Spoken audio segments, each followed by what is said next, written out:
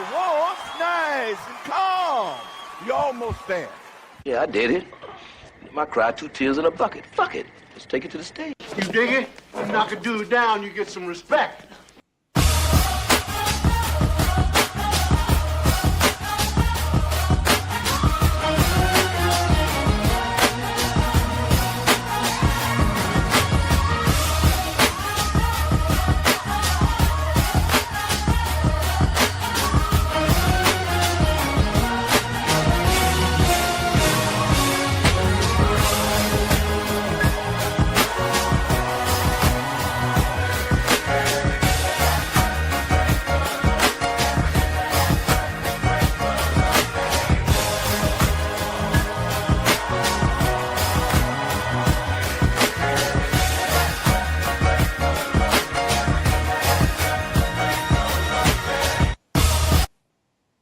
Hey, what's going on? Happy Monday, and welcome to the Black Man Unfiltered Network. Our Payne here, your favorite baby boomer.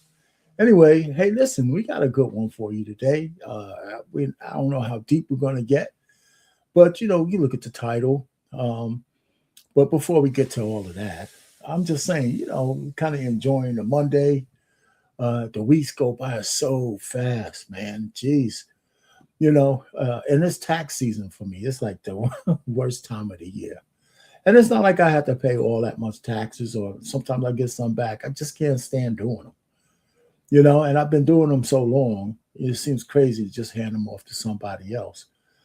So, I'm going to get, personally, I'm going to try to get them done before the end of March, which is this week, and, so I'll probably do that. I mean, it's kind of straightforward. My life is not all that complicated. But like I said, it's tax season. We're going to put to test that fact that we're supposed to all get back more money than ever before and all that other horse shit. So we'll see. I usually try to make sure my deductions and everything else kind of work out as close to zero as possible. I don't use a cash refund as an investment strategy. Don't want to give the government any kind of money to borrow interest free, and I try not to owe them too much either. So I'm just trying to be fiscally responsible. So that's me. I've been that way for years. I'd rather have my own money in pocket so I can invest it the way I want to, and so nobody's taking advantage of it. So that's where we are, right? We're in tax season, and once that's over, I always breathe a sigh of relief. It's like an exhale kind of situation. So that's where we are. So now, those of you who are in here, I would imagine y'all seen the thumbnail. And the thumbnail is, we had to start somewhere. So we started F, and we can only go up. And so it's not an indictment. It's like, hey, what grade do you think the Black community is at this point? From where we came from to where we are now, if you had to be honest with all the data and all the things, what do you think the state of the Black community is? And when I say Black community or African American community, I'm talking about American Black community up to and including the immigrants who are legally here as Black Americans, right? From the Caribbean and from Africa. And some of the things and challenges we have with those people, go pro and con. And so we're going to look at it. So I have this video that I'm going to play, and it talks about the numbers, the state of the Black community. And it's a positive light. But what the numbers don't tell you is what's behind all of those numbers. What's the reality on the street, as opposed to the reality of course, numbers that don't lie. The only critique I would have is that they don't put up exactly where they get all their numbers from. But we've probably seen these numbers so often and been referred to from Blacks Online, not Blacks Online, but blackdemographics.com or some other CDC. They do mention the CDC report. And some other things, okay? So the numbers are not so far-fetched, but we could talk about them and say, well, how are we doing in these categories, right? So I think we could have some. So anybody, I'm gonna drop the link, and anybody want to come up and say, "Hey, I want to give you a grade." Now, if you're here, hit the like button. Hit the like button, and when we get started, or before we get started, put in the chat what you think the overall grade is already. You know, before you say anything else, what do you think the grade is? If you had to grade the Black community honestly, what would you give it? From A to F. From A to F. And if you give it an A, put a little message in there on why you give it an A. If you give it an F, tell us why you give it an F, or any other one of the designations. You know, so that gives us a little bit of feedback on what people are thinking out there. You know, so and listen, I just came up with this after seeing all the stuff that went on in Houston and the things that's going on in Miami, and not Miami, but Daytona, and some other kind of things. Just being on social media and listening to what people are talking about, and trying to say, well, okay, you got to separate social media from quote unquote real life. But the numbers on social media are so high, it's hard to say it doesn't reflect a lot of what's going on in the street. So anyway, so what grade will you give to Black America? And let's just talk about it. You know, that's what I'm here for. We're gonna have just a conversation on it, or at least I'm gonna talk to you about what I see. And if y'all come up, or y'all want to come up, or y'all want to just put something in the chat, you could do that. So let's go. I have a little icebreaker for. I always have an icebreaker. This one is not funny. This one is something that I've heard before, and I'm going to share it with you right now. And we're going to listen to my man, Smokey Robinson, what he thinks about being an African American. You might have heard this before, and if not, you're going to hear it now. You have said that you resent the idea of being called an African American, that Yes. you are a Black American. Yes. Explain. I think that when they call Black people who were born and raised for generations in this country, if you accept the handle of African American, that says that you don't accept being an American American. You don't accept being born in Chicago or New York or Detroit or wherever you were born. For generations, your family has been here, you know, built this country too. Sweat and tears and all that, you know, fought in every war, okay? So this is my country here. So I don't want to be called African American. I'm an American American. My people have died and done everything for this country. You have said that you Listen, I just wanted to show that because I agree with him 100%. 100%. I don't agree with that designation. I have a lot of problems with the designation of African American and or being called Black. Either one of them, I really don't like. Now, for the purposes of conversation, and if you're on YouTube, you know, saying you're African American or saying you're Black, it's something that furthers the conversation along, as opposed to saying, well, I don't want to be called this, I don't want to be called that. I certainly don't. One of the things, and the reason why I don't, and here's the thing, I agree with Africans and Caribbean people. A lot of them don't like to be called Black, okay? And a lot of them don't like to be called Black because they have a national designation that if you call, for example, a Nigerian Black or an Ethiopian Black or a Somalian Black, they say, no, I'm not Black, I'm Somali. You know, and one of the things that we lost as Black Americans is that our answer really should be that, yeah, I'm not Black, I'm an American. You know, that's the point. You know, we have trouble as melanated Americans born here for generations to say, I'm an American. It's like you're breaking some kind of, blackity black code, but not identifying yourself as Black first and then American second. And I think that psychologically breaks us. It psychologically puts us in a mold where people could exploit the fact that we think that so many American Blacks think they're less than every other American. And nothing could be further from the truth. And one of the biggest reasons why is because we have receipts for what we've done for this country. The average white boy don't have no goddamn receipts, but the average black from FBA to ADOS, we have historical receipts on what we did for this country. Nobody can really lay down anything more to have moved this country forward than a foundational black American. Think about it. From constitutional amendments to all kinds of stuff based solely for us being here, that shaped the way America has moved into the future. And we don't like it. For some reason, we like to keep that shit on the cutting room floor. I think that's crazy. So I agree with Smokey 100%. I don't like being called African American. I've never been there.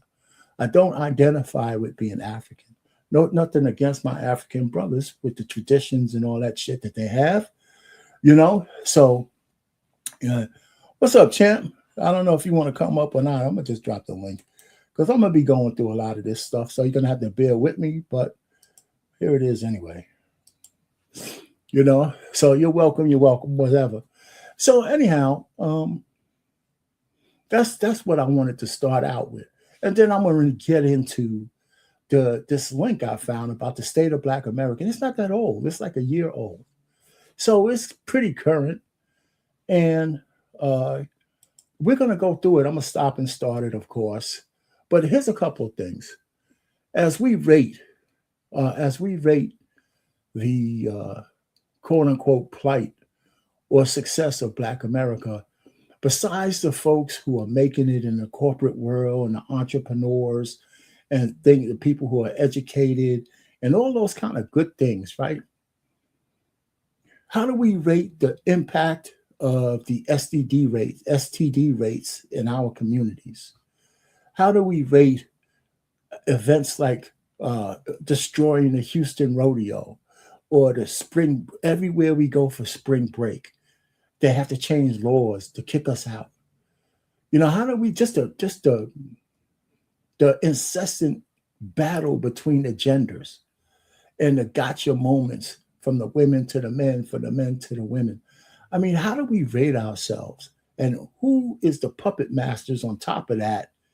The puppet masters just like playing the strings, and look at us destroying each other like idiots. Well, what kind of grade do you? That's susceptibility to the puppet mastery of the people at the top. What kind of grade will you give a demographic for being so vulnerable to things like that? You know what I'm saying? I mean, the most vulnerable people in the world. What's going on? Katalia, how you doing? Welcome. So I'm gonna play that video because I'd like the video from this group because it uses numbers, but it's couched in a positive light, which is okay. So we're going to stop it after certain segments and say, well, is it really that positive if you look through the numbers? Without even denying whether the numbers are real, can we still look behind the numbers and see what's going on the ground as well? And just feel free to comment. What's your grade for the Black community? So let's get started.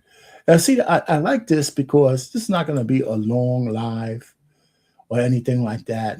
That wasn't my intent, and it isn't my intent. But we're going to just go ahead and get started anyway.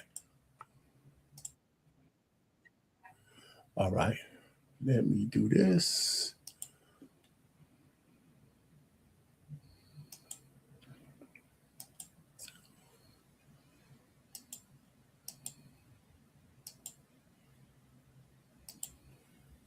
All right.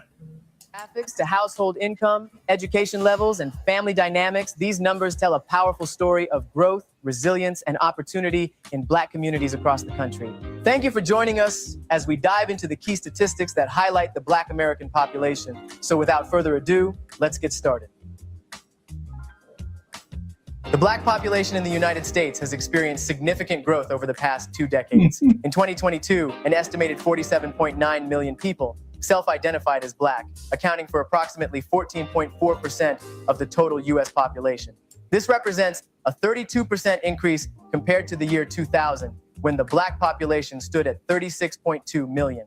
Several factors have contributed to this growth, including natural population increases, immigration from African and Caribbean nations, and a notable rise in multiracial identities. This demographic shift highlights not only the growing presence, but also the increasing diversity of the Black population in America, influencing cultural, social, and economic landscapes across the nation. So let me stop that right there, okay? Because they made a statement that is true, but let's look behind just those numbers, okay? And thanks, Edaman Williams, thanks for the B+. That's cool. The B-, what you got there? So let's look at this for a second, okay? So I put together this little chart when he talks about the Black community, Black American community has grown to over 47 million, but it includes, Africans, and it includes Caribbean folks who have naturalized and become Americans. And with that, it's not all peachy keen and it's not all smooth.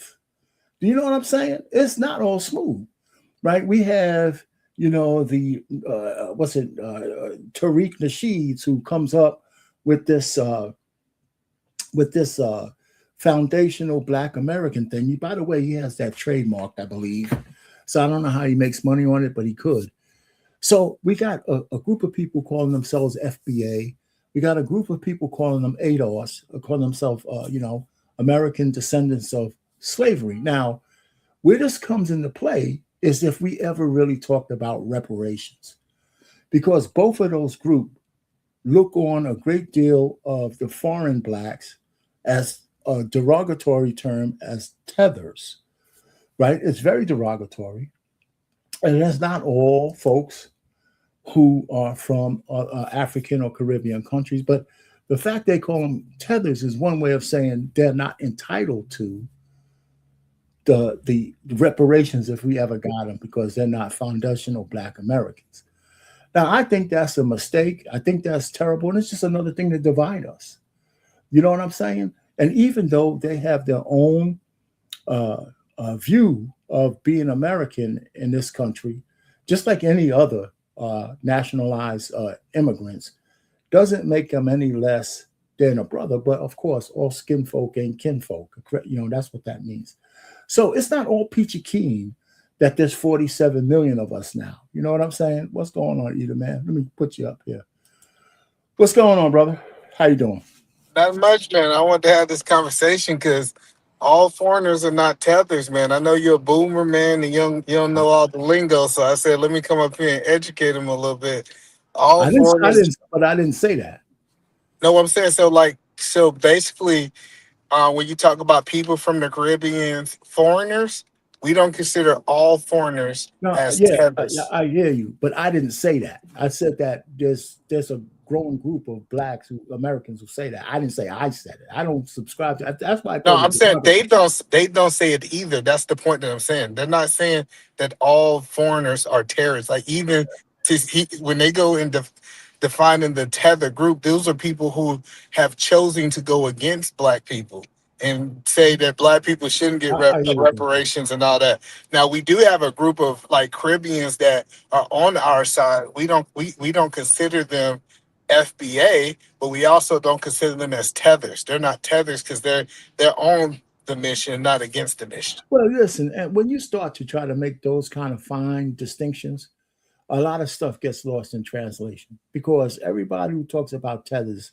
don't start out with that delineation. They just say tethers, And so I hear what you're saying, but why even have that designation at all? Because we're not the same. See, and that's the interesting part about your whole theory, right? So you can't just go and hold on. We don't go and just say Asians are Asians and all Asians should be the same. We talk about Chinese, We talk about Japanese, Vietnamese. We talk about Okay. the Laos people. All right. We don't call all white people the same. We say that they got the Irish. We say they got the group that we can't talk about. We say all this. So everybody else can say we're not the same in their groups. They're not saying they're not a part of that group. They're just saying we're not the same. As soon as black people say, hey, we're all not the same, and then now we got to be lumped in all together. Why is No, that? I think you're mischaracterizing what I said. And I didn't say we have to be locked into each other. Why we came up with the word tether in the first place. If you're talking about a person from the Caribbean, whether they're from Barbados or whether they're from Jamaica, hey, listen, there's enough people who are FBA who just use the term tether. I've been on the internet streets a lot, and they say that. They don't come out with this explanation that you're talking about, even though I don't disagree with what you're saying. But when you start using derogatory terms, just like when some people say the N-word, right? Some people have to distinguish, I'm not an N-word. So I'm just trying to say, I just think that when we look at it, some folks who come here and naturalize from these other countries, whether it's the Caribbean or Africa, some of them talk against Black Americans. That's true. That is true. And some are more leaning one way or the other. But the point is, there are people who identify FBA, and ADOS who don't go through the distinctions when they talk about tethers. Yeah, and we understand that it's nuance, and I'm not, That's what I'm saying. every group got idiots in it. I don't care what group you have, you're gonna have people that's far one way, right? And so I'm just telling you that when you actually go deep in these conversations, I done been deep in these conversations. They say, hey, Right. we're not saying that all foreigners are the same. If you're a foreigner, you automatically this. These are people, we have literally had people who said is completely against, like, if you really start hearing some foreign black people talk, they believe that they're better than FBA. Yes, they do. And they also believe that they're not a part of us. So they decide that they're different from us. But when we decide that they're different from us, then it's a problem. These people, I've been hearing this. Go ahead. I don't think that's a problem. I think that's justified for us pushing back against those kind of people. I agree with that. Yeah, and I grew up with my best friend growing up was from St. Thomas, right? Okay. And I remember his mama used to tell me all the time, she said, I got no problem with him hanging around you, but he don't need to be around them other niggas. Them other FBA. Like, hey, they purposely say, hey, stay away from that group because they feel that a quote unquote FBA is something wrong with those people. And so they have been telling us this our whole life. If you ever been around foreigners, they feel that they're better than us. They think they're smarter than us. They think that we waste the opportunity. And believe it or not, they're building a foundation on what our ancestors built. No, I agree. I do agree. I think, first of all, a lot of people, not just blacks, foreign blacks, but every immigrant who comes to this country is building a future on what our ancestors built. Absolutely. Not to mention just a white man. So yes, you're 100% right. So that's the only point that I'm saying is, I think it's okay. It's okay for us to say, hey, we are one group of black people and they're good. And you're right. Let me give you this. You're right. Maybe we need to stop saying the word tether, but I understand why they say tether. Maybe we need to say, hey, those are the Caribbean blacks, or those are the African blacks, or those are the Nigerian Americans, right? I think that might be more proper to say, and I kind of get that, but you got to understand, this is what we do. We use the N words. We have slang words for people. Like, that's what I'm saying. So it's not uncommon in the black community for us to make a word to kind of characterize a group of people in our community. So they're not special. That's the point that I'm making. I'm with you there. I'm with you there. But here's one of the things that goes along with what you're saying about some foreign blacks, and this thing has been viral, and you might have seen this before, from a Somali guy who tells people what he thinks about Black Americans. Most of the people that we meet especially African Americans, they don't even know their fathers. They don't even know their fathers. It was all of them, or most of them were the product of one night stand. One night stand. They will tell you, I don't know my father. Well, who named you? Whose name are you carrying? Well, my mother chose his name for me. You know, I don't know. Is that what we want for our ummah? No. كلهم أو معظمهم أبناء الزنا. أبناء الزنا. Why? Because man, he has to give up the seed. And because the marriage will limit them, they will go from one to another to a third. You know, subhanAllah, it's one of the African American brothers. All right, so that's enough of that. Okay. You know, so that's why we have problems with some of these guys. And it's a lie. Like you can And it's a literally lie. pull up, and let's just say you can pull up the data, in one night stands is not the number one way that people get pregnant. It's usually agree. some form of a relationship, right? Like it's somebody that like, I don't know why people think that you can just sleep with somebody one time. I'm not saying that it can't happen, but it's actually the most rare. The person that you usually get pregnant with, you were sleeping with for a while, over and over and over again before you got pregnant with. But yeah, so but that's what I'm saying is that when we hear teachings like this, and I'm telling you, we can go through the internet, we'll be here all night of all the stuff that they say. So they long time ago made a distinction against us, and we've been lumping everybody into the black community. But we realized, like you said, all skin folks ain't kin folks. Yeah. And it's just so true. You know, so I just try to just make it a second. So I was going to go back to the other thing I had so we can continue. Let me get rid of this. Let me get rid of that. And there's a couple of parts to this annual report that I like. So let me go ahead. Oh, yeah, let me just click on it. The black population in the United States has experienced significant growth over the past 2 decades. In 2022, an estimated 47.9 million people self-identified as black, accounting for approximately 14.4% of the total U.S. population. This represents a 32% increase compared to the year 2000, when the black population stood at 36.2 million.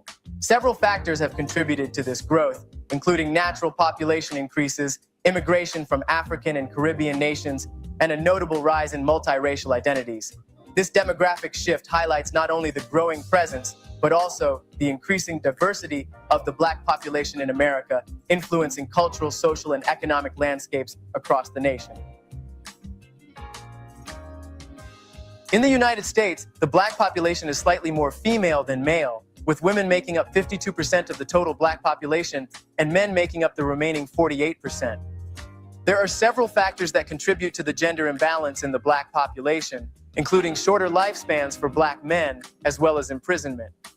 Now, when the guy said imprisonment, that does not impact the black population in terms of men. You know what I'm saying? It's not like when they go to jail, they don't exist anymore. In fact, a lot of male prisoners, black male prisoners, have families. So I don't like that, putting that part in there, because that doesn't change the numbers. Yeah, I think that it was disingenuous, because if we really want to know about it, it's truthfully, it's a movement going on that people are choosing not to keep. If it's a boy, don't keep it. If it's a girl, keep it. And we've been seeing this from the biblical days. This ain't nothing new, right? So it have always been attack on the men, right? And so the one thing is I do think that what really is men are more dangerous than women. We do things that come get us closer to death than women. So I think it really just the type of life that we live. I'm curious to see what that 1% or 2%, like numbers wise, what it look like. Because I'm thinking 47 million, half of 47 million is what, 27 million. So 1% of 27 million is what, an extra 200,000 ish. I'm just doing the Yeah. numbers in my head. Well, I mean, I hear like just like maybe a million or so more women out there. Well, You not a know, million, because if it was a million, that would be like if well, it. from 52% to 48%, right? So even if you cut it in half, right, for 47, what's that? 20, Yes, 27, yes, so yes, 28.5. that's what I'm saying. It's about 200,000, about 200,000. It's like 200,000 more women than men. Um, yeah, so about 200 roughly. And I'm doing it like I said, the number because 27. You're looking at roughly 25, and 25 million. 1% of 25 million. You're looking at about 200,000, 250,000. So Well, like a quarter. okay, yeah, and listen, and really, that probably, if we looked at every demographic, it ain't probably that much difference. Like Yeah, more yeah. white women and men, white men, Hispanic women and Hispanic men in America. I would imagine women probably have more than the men.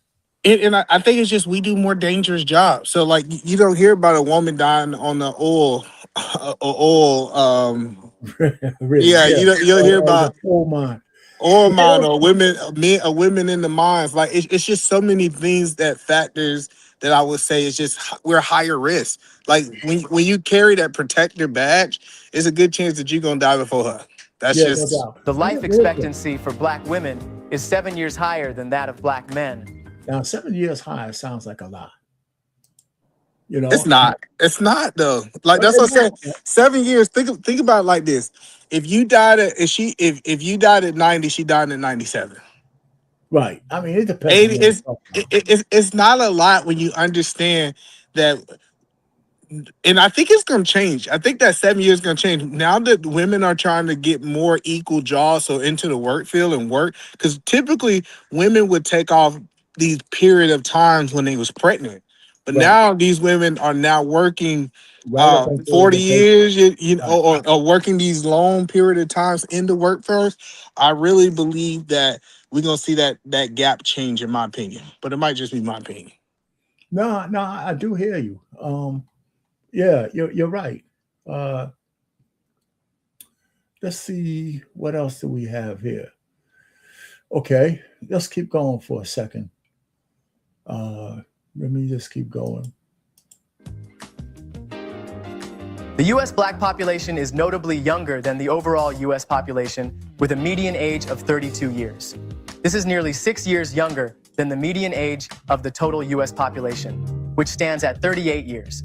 This youthful demographic is underscored by the fact that roughly 30% of the black population is under the age of 20, showcasing a large, vibrant, younger generation. In contrast, only 12% of the black population is aged. All right, so let's look at this chart for a second, right?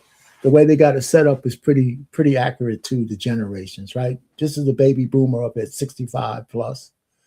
The Gen Xers, right? 10 million. The millennials, the Gen Zs, and then now the alphas, okay? Less than 18 years old. But we got a major problem with the 65 or older compared to higher proportions of seniors in the broader U.S. population. But hold on, pause it. What do Go you ahead. think the problem with the alphas is? I was gonna show you. Oh, okay. Oh, go ahead. You to the plate. I was gonna show you because they're not learning the way they need to, right? They're not really attuned to the educational system the way it's being presented to them. Yeah, And because go ahead. no, and it's not the alpha. This is the I think the misleading. They said they're not learning. It's because they don't have to. Well, okay, but Let me okay, tell you go why ahead. they don't have to. Okay, Listen, now it was no. I remember like it was nothing I can go to right and say let me get the answers. AI is making it where why would I learn something that I can go to a system and get it to in seconds? no, Like no, okay. so I just think that AI have changed the game, and now kids are saying this stuff is useless because I will have a system. And I'm not saying that they always have the system, but you got to remember, we learned a lot less because we had the internet, right? So we always had so we learned a lot of lessons, a lot of things that we didn't retain. But Alpha is smarter than the millennials. The things that they doing at a younger age, they are smarter. They're just not using things that I believe is going to be obsolete in the future. Like, you know what's obsolete right now? I remember your generation. Oh, y'all thought it was important to remember them numbers. They said, I know everybody number. I know my mama number, my grandpa number. You knew all that. Yeah. That was important. And then people would look at my generation as like, you don't know how to remember numbers. That is important. But when you really look at it 15 years later, us not knowing how to remember numbers was not important for our growth. You get what I'm saying? So it's some things that we're looking at in the education system that it looks important because we based it on past generations. But if you actually look at where we going, that stuff ain't gonna be important. A day because the teacher Okay, rolled in that dusty, bulging TV, and you were. Let's talk about that because I don't disagree with you in principle, but some fundamentals are required and they're timeless, right? So I think that even when you're younger, there's got to be some fundamentals that you have.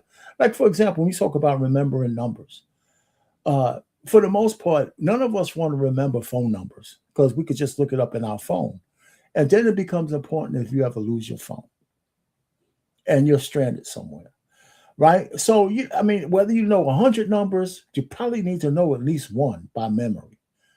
So I'm just trying to say, but there's more to it than just having so much stimuli that makes you smarter.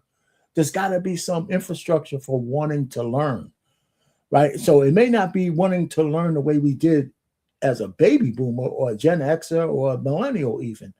But there's got to be some, because when these kids get into the workforce, there's some fundamentals that they're still missing if they get there. But let's just kind of listen to this, and you can tell me whether you agree with some of it or not. Gonna watch a movie. Even if it was some weird educational or Bill Nye Schoolhouse Rock movie, it was gonna be a good day. The kids today can't even watch a movie. All right, they don't consume plot-based media. I have a sister that was born in 2012, and I was trying to connect with her. I was like, so girl, like, what's cool on the Disney Channel these days? She looks me dead in the eye and goes, I don't watch plot-based media. So we don't have to make anything big of that, but what do you think about just that one example? Yeah, I think that's our sister because the Avatar came out Christmas Day, right? Yes. And me and my daughter sat through a 4-hour movie and watched it together. Okay, so that's not necessarily true, right? Okay. Yeah. I think it's not. Well, first of all, white people and black people are different. Let me say that. I don't know what they got going over there. I want to put that out there. I don't know what they got. Okay. But I do believe. I don't know. Like I said, it's hard because we do movie nights still in my family. That's big. Like popcorn. Like my kids look forward to me taking off work and do that. But I'm looking at the movie theaters. Yes, they're making a lot more money. I mean, less money than they made in the past. I give you that. But they're still selling out. Like a lot of things is I think that a lot of movies was wrote ways in the past. And so what we gotta do is understand what kind of help them what they want to see. Because if we put it in the movie theater, they'll go watch it. Let me give you an example. Hold on. Let me give you an example for that. A good example is, did you see the numbers of what happened on Minecraft, the movie? No, I didn't. It was crazy. They was doing crazy numbers, right? It's just that's their lane. They don't want to look at no love stuff because half of them ain't in love and half of them ain't having no sex, right? So they don't like those type movies, these romantic movies that maybe women of the past want. It's like we don't care about that stuff. They don't make those movies for kids anyway, though. So let's just remember now we're talking about Gen Alphas, right? So they're young. Yeah. All right. So anyway, but I hear you because I don't disagree. I forgot. Minecraft was a big hit with the kids because they played a video game. Yep. Right. Okay. Plot-based media, that's just everything that isn't TikTok. We're at the point where kids are learning the 6-7 meme before they're learning the numbers 6 and 7. You will have kids who don't know how to count, and they're learning how to count, and as they learn how to count, they find the number 6 next to the number 7, and they just explode. 6. No, 6. That worked out. But this stuff, it's not just amusing, it's nefarious. We have reports from educational foundations that not only can Gen Alpha not read, not do math, not speak English, but literally their IQ is falling. Until now, every generation's IQ has increased. That's what's called the Flynn effect. Until today, studies now. So you disagree with that? Yes, that's what I'm saying. Because the IQ, the old IQ was based on the metrics of the past. That's listen. We are literally trying to measure people today based on what we thought IQ was, because it was important. Like if you couldn't read and you couldn't do math in the past, I'm telling you that was a big deal.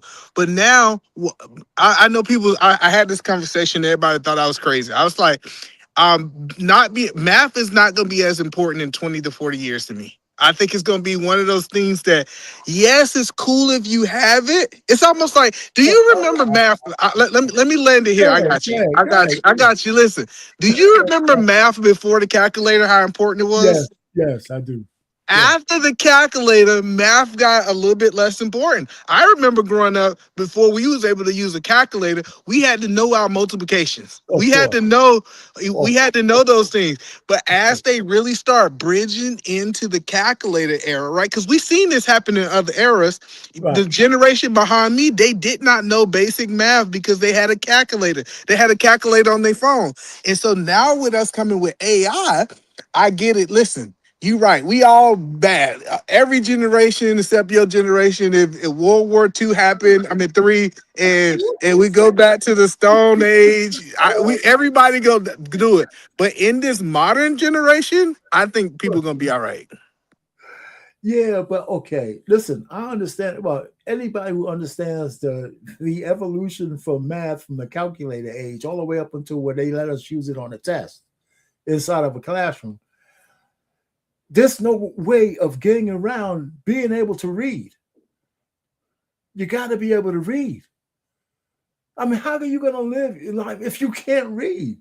How are you going to read? You're going to have AI scan your contracts, or I mean, you got to be able to do the fundamental reading. I don't care. That's ageless.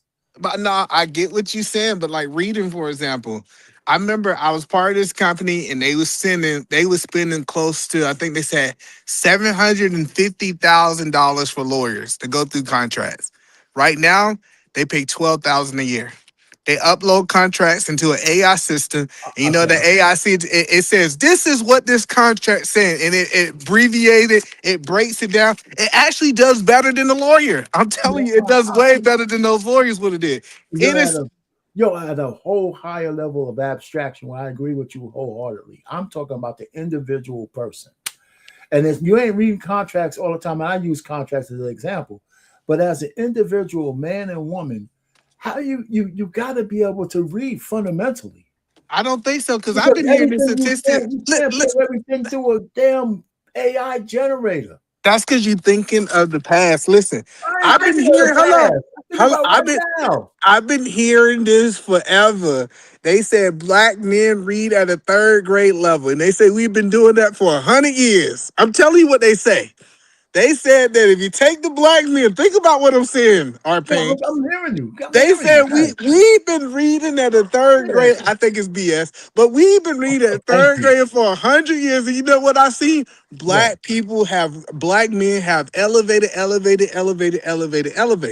now right. They can read. And now I'm saying that what we looking at, and kids can read. I can go in here and show you a 5-year-old that can read a story to you, right? Yeah, but you're giving me, I mean, of course I could find, my daughter was reading that. I think the majority of kids can read. Let me say that, right?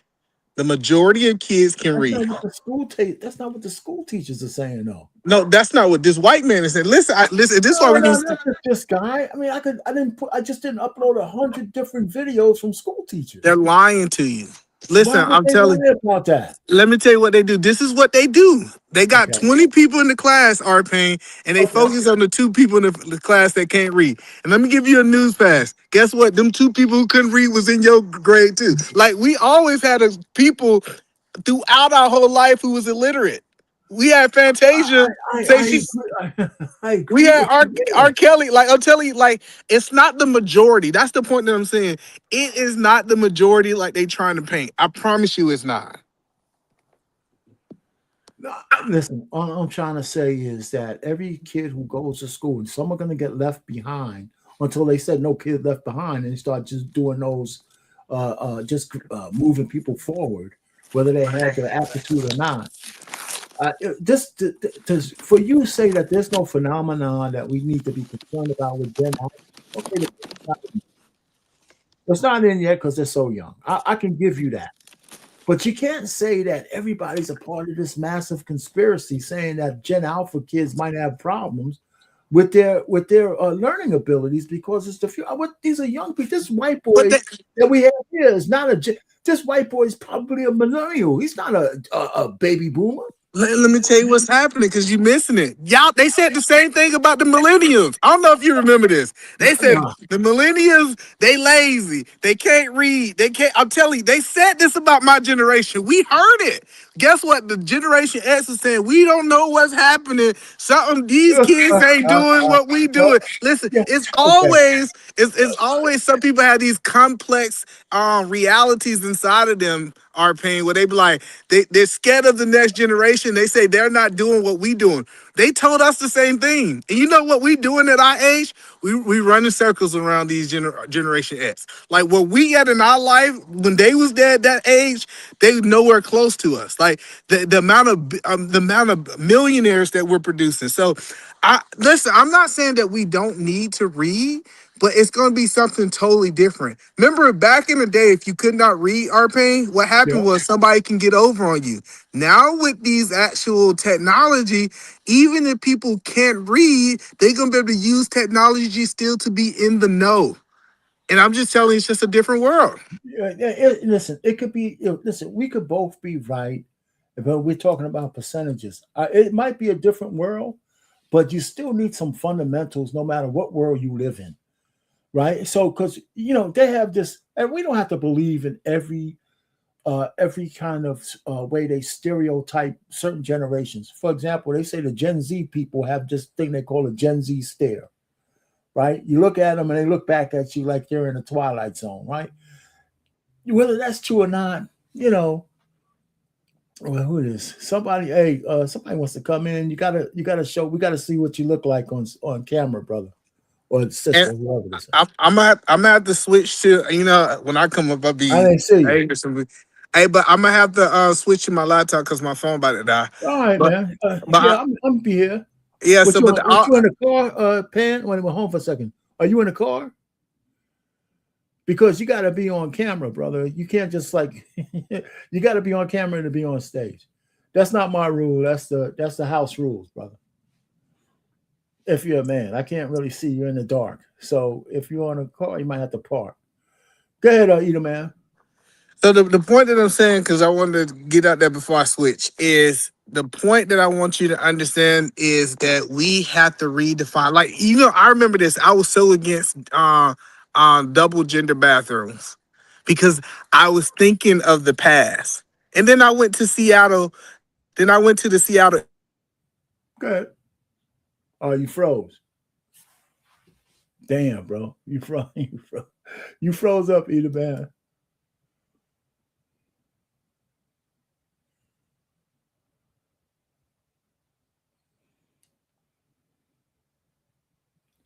All right, man. When you come back, when you get it together, Eater Man, because you froze up, bro. All right. Hey, listen, Pan. I hear you. All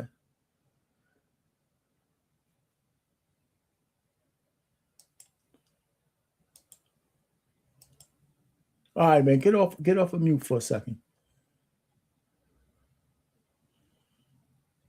You gotta get off of mute. Take yourself off of mute. Yeah, what you got to say, man? Are you going? What you got to say, Pan? I can't hear you.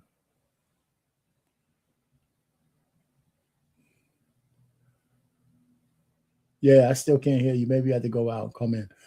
Hey, listen, I hear what you're saying, but you might have to sit this one out. Because actually I can't hear you if you're off mute. You're off mute, but I can't hear you. So you might be muted somewhere else.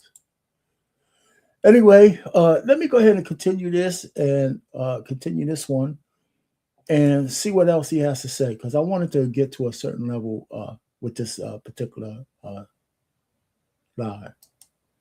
now find a 12-point gap between Gen Z and Gen Alpha, which can be the difference between being a little slow and having Down syndrome. The Alphites have 30% lower attention spans. Only 30% of fourth graders can read at grade level. Half of these elementary schoolers rely on AI for their schoolwork and only speak in brain rot. We're on the eve of destruction. But the researchers try to make us feel better. You know how? The Alphites have better than expected spatial reasoning skills because of all their time in Roblox.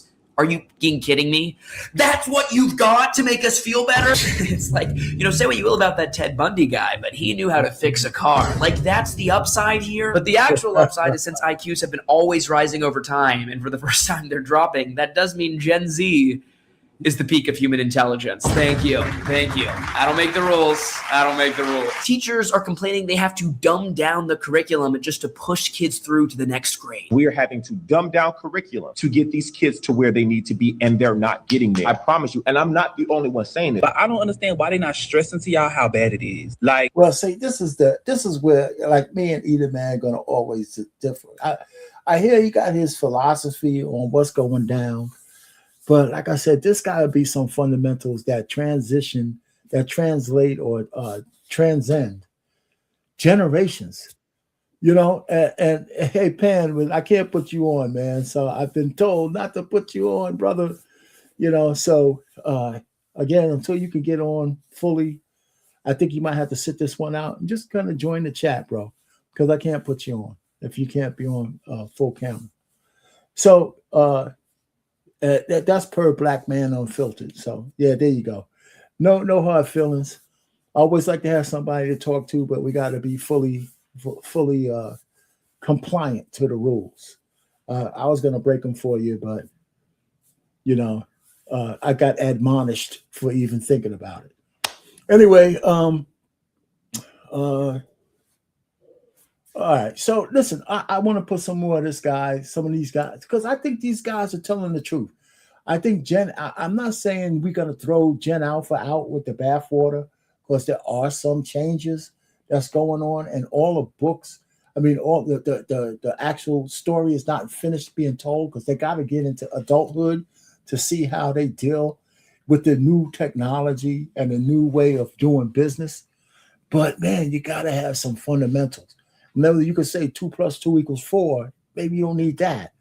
But to be able to read a book, conjugate a verb, and have a discourse with somebody else without sounding like an idiot, you got to be able to read, man. I'm not even trying to be funny, but these kids are, I'm going to just say this. I teach 7th grade. They are still performing on the 4th grade level. They are so used to having a device in their hands at all times that when there comes a time that there is no device, they will just start playing it with their thumbs and their fingers in the air as if they do have a device in their hand. Kids can't follow basic instructions. Having to teach and work with you guys as children has been the most traumatic experience of my life. I teach 5-year-olds ballet. They don't respect any authority. You ask them, can you stand in your designated spot? They're telling you no and shut up. And another thing that's heart-wrenching is horrifying. Your 5-year-old daughters are asking to listen to Pound Town. I'm playing them Princess Tiana ballet music. And they are asking me, can we hear Pound? Everyone I know who wants to have kids, regardless of their other... That's enough of that. So we get the point. Of this one. All right, so we get the point. So let's go ahead and continue with this to the next. I gotta go ahead and fix this. All right, so, well, listen, there's more. I mean, there's absolutely more. So I gotta go ahead and share this again, so we could continue where we are. Where the brothers and sisters are. All right. With 56% of all Black Americans residing in the region, this reflects historical patterns rooted in the South's cultural and historical significance to Black communities. Many freed Black people stayed in the South to establish communities, churches, schools, and businesses after emancipation. African Americans have a stronger connection to the cultural heritage of the South and are attracted to its economic opportunities as well as its proximity to family. On a state level, Texas, Florida, and Georgia boasts the top 3 states with the largest Black population. Among Black U.S. households, it's split down the middle in terms of who brings home $50,000 a year in income. 49% earned less than $50,000, while 51% made $50,000 or more. A third of Black households, 34%, earned $75,000 or more, including 22% that made $100,000 or more. All right, so let's stop there for a second about that one. All right, so what do we have to say for ourselves about the income? And what does it really mean? All right. We don't have to have that much about the income, right? We know that we're somewhere down on the lower end of the thing. So let's continue about the money. And they talked about income, and I'll get back to that because if we look at the poverty rate and all that kind of stuff, we could talk about that in the future. So let's continue a little bit. About 4 in 10 Black people in the U.S. live in households that are headed by married couples. Roughly 3 in 10 Black people live in households whose household head is female. All right, so 3 in 10 household headed by female, and here's the next coup de grace. Interesting insight is that 60% of Black children live in 30% of the households. All right, so that number there, and he skips over it. It says a lot, right? That's an alarming number. Do you know what I'm saying? That is an alarming number, and we'll get into some of the details on why that's alarming as we go through. However, we must point out that the term single also includes mothers who may be living with but are not married to the father. This could also mean single mother divorcees. Black children live in a variety of family structures, including married, unmarried, and cohabitating, co-parenting, and single parenting households. And these nuances are not accounted for in the census questionnaires and most of the demographic surveys that are cited in the news. Also, we want to point out that children that live with single mothers doesn't mean that the Black father is not involved in their life. It may simply mean that they are not married or no longer married to the mother. In 2013, the CDC published a national study that demonstrated greater involvement of Black fathers in their children's lives compared to other racial groups. All right, so we can stop that right there. And I like the CDC study is something that we could point out that the Black man is in the kid's life. Again, we all know that the ideal situation is to have the father and the mother in the home together, raising their kids. And there's another thing that I have to say. When we call a woman a single mother or the baby mamaism epidemic that we have, I think a lot of women use I'm a single mother as like a flex, where they're somehow champions of the world because they're raising a kid by themselves, when in fact, that shit's not really true, right? A lot of women who have kids out of wedlock have, and not all, and maybe not the most, but a fair number of them actually take advantage of their mother and their mother and their grandmothers to help them raise the kid. Or they actually have a man helping them out, but they don't give them any fucking, excuse my language, to give them any credit for it. And so they're single moms. Oh, woe is me. And I need you this and I need you that, blah, blah, blah. Or some of them are actually rich and they have au pairs and somebody else to help them raise the kid. But they want to have the moniker, I'm a single mom, hear me roar. And I think that skews the statistics from real single mothers who can't make ends meet and their kids grow up in a destructive and very negative light because they're alone trying to raise a kid by themselves because they made a stupid mistake by having a baby by some asshole. All right, so my girl Candace Owens has a little bit to say about the baby mamaism stuff, and I don't disagree with her. Where she's coming from. So let's give you a little bit about from my girl Candy, whether you like her or not. Women are being socially engineered to hate men, and men are being socially engineered to be gay. There's been a movement originally started by, you guessed it, a psychoanalyst, and that movement is called Single Mothers by Choice. I'm a single mom by choice. Of course, all my daughter's weird quirks are from her donor. I'm a single mother by choice. Of course, we're spending all the holidays with my side of the family. I'm a single mom by choice. Of course, I'm my daughter's favorite parent. Of course, we're spending holidays at my parents' house. It's not funny. The nuclear family is the best guard. It is godly, it is wholesome, and it is the best guard that we have against extreme governance. And so when you see these sorts of things, you should obviously exercise extreme compassion for the women who have been brought toward this point in their life, but also recognize that it is, whether you want to accept it or not, a tremendous evil. I believe. All right. So I don't disagree with her at all about what she just said. Right. So that's one of the problems that we have. And it continues. Okay. So I don't know if it's getting better or worse, but it's there. It's all true, Let me go ahead and get to the next level. All right, so let's get to this one. All right, let's get to the education one. All right, so every so often I click off of this damn thing. All right, let's get to the next one, and let's keep going through this. I like this little demographic thing about the state of the Black community. It's pretty good. National average, and today 88% of Black Americans have earned their high school diploma, just shy of the national average. College education levels have also gone up as Black Americans have made significant progress in both enrollment and graduation rates. A little over a quarter of all Black U.S. adults ages 25 and older have a bachelor's degree or some form of college education, and 1 out of 10 Black American adults have earned an advanced degree in the form of a master's, doctoral, or professional degree. Black consumers' collective economic power is $1.8 trillion annually and set to expand dramatically in the next 5 years. Black spending power has grown exponentially over the past decade, outpacing the overall U.S. growth rate. This reflects increasing income levels, educational attainment, and entrepreneurship within the Black community. Black consumers are trendsetters across industries, with their preferences often driving broader cultural and consumer shifts. This is particularly evident in sectors like fashion, music, and media.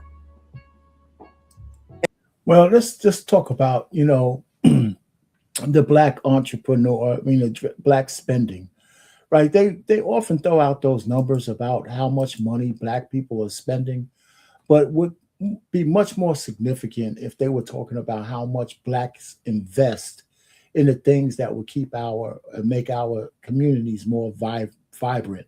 Not just spending monies as just crazed consumers like we're mostly doing, where that money leaves the neighborhood, leaves our fingers, and doesn't circulate more than once, in our community. That's one of the biggest things that people talk about reparations, because if you gave everybody a big ass check, in the past decade, that money will be gone as fast as it's come, even though that's the individual choice.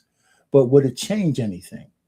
You know what I'm saying? Would anything really change other than you have a momentary, rush of cash, and then you're back on your ass right after that? You know what I'm saying?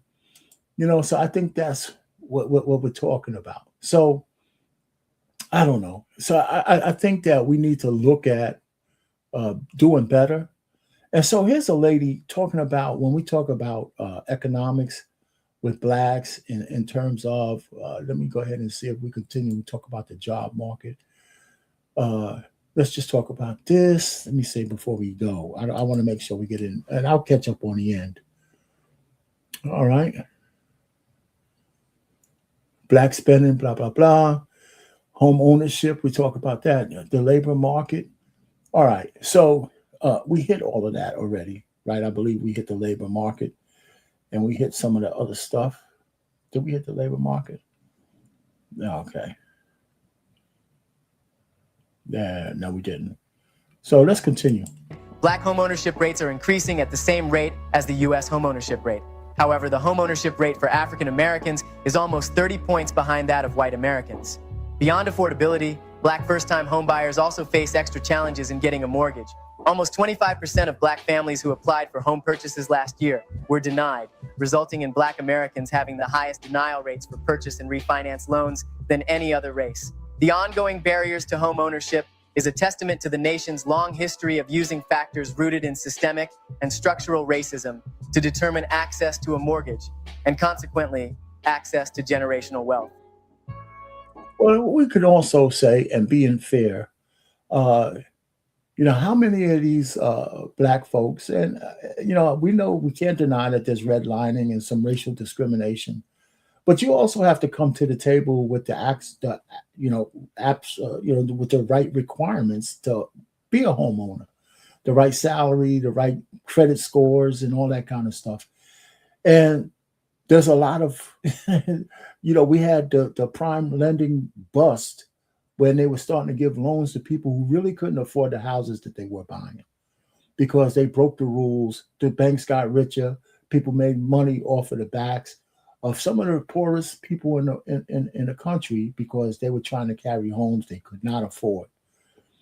You know what I'm saying? So, can you deny racism? Absolutely not. But some of these homes we shouldn't have been in the first place. There are more than 21 million Black Americans in the U.S. labor force today, representing 13% of all U.S. workers. Our workforce experiences are varied, but there are a number of occupations that we are overrepresented in. For example, we are more likely to be employed in healthcare, social work, and security fields. Black-owned businesses play a vital role in driving economic growth, fostering community resilience, and addressing systemic inequities in the United States. Black entrepreneurs own approximately 3.5 million businesses, which have collectively generated $217 billion in total sales and employed more than 1.2 million people. These enterprises are not only crucial to the economic health of the Black community, but also to the broader U.S. economy.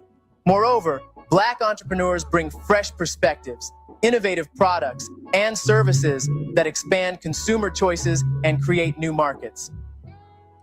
And nobody can argue with that. Kudos to the Black folks who get out there and make it happen, who hire other people and stuff like that. But if we peel back the onion, besides the folks of us who've made enough money to change the way we live, and for some folks around us, how about the people that get left behind? And is there an obligation to go back and get them? Like, for example, and this is just crazy, and I'm not putting this on anybody because I can't spend anybody's money, but how come we haven't rebuilt a Black Wall Street? Don't we have enough multi-millionaires and billionaires to kind of collectively parcel out some kind of land and kind of structure a place that could be a somewhat utopia for Black folks who are middle class, who can afford their way, or maybe even upper middle class, to start to have your own supermarkets, your own area, maybe your own hospital, your own police department, your own kind of stuff. How come we ain't doing that? And how about the folks that get left behind? Okay, so let's kind of take a look at some of that. Okay, or take a look at how many people are getting hurt based on the job market. Okay, the way it is right now. And is it just a transition, or is it something that we should actually be concerned about, or a little bit of both? Hey, what's about, Edie, man? How you doing? What's up, brother? So I want to go ahead and put this up.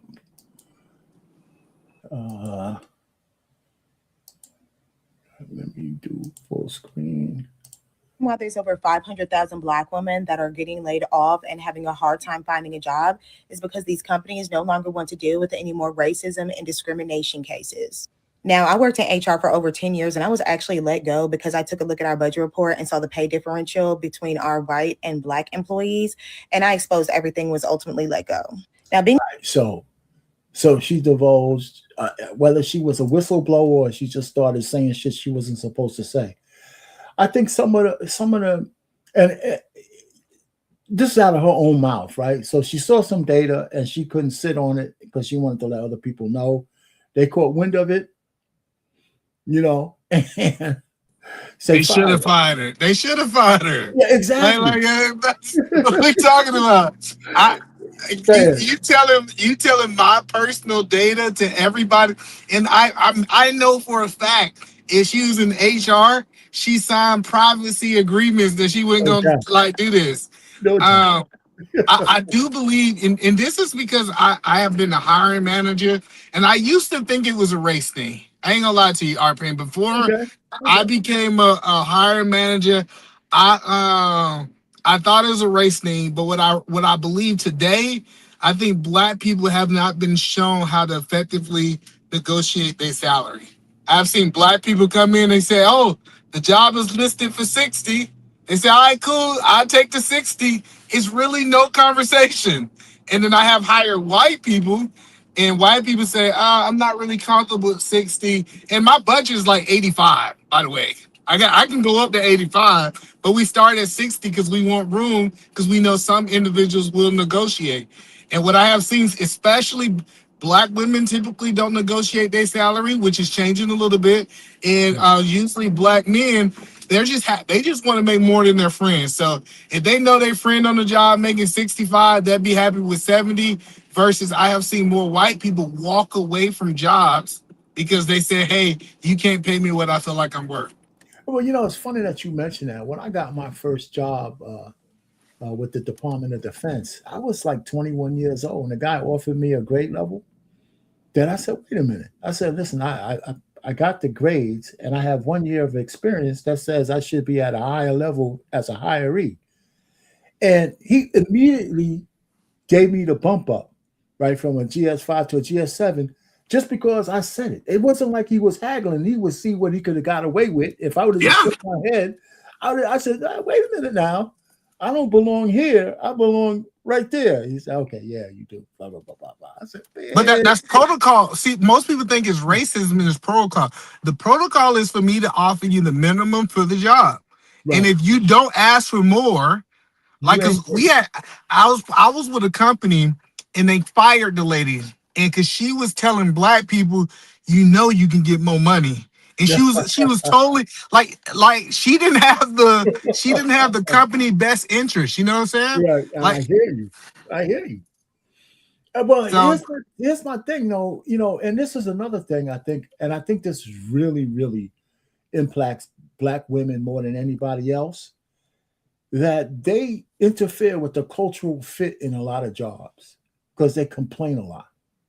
No, Black women work great. Listen. Black women are the best women to work for you. Listen, I know they done lied to you, Arpain. Listen. No. Well, what jobs you talking about? I'm telling you all of them. Listen, it's a reason. It's a saying, bro.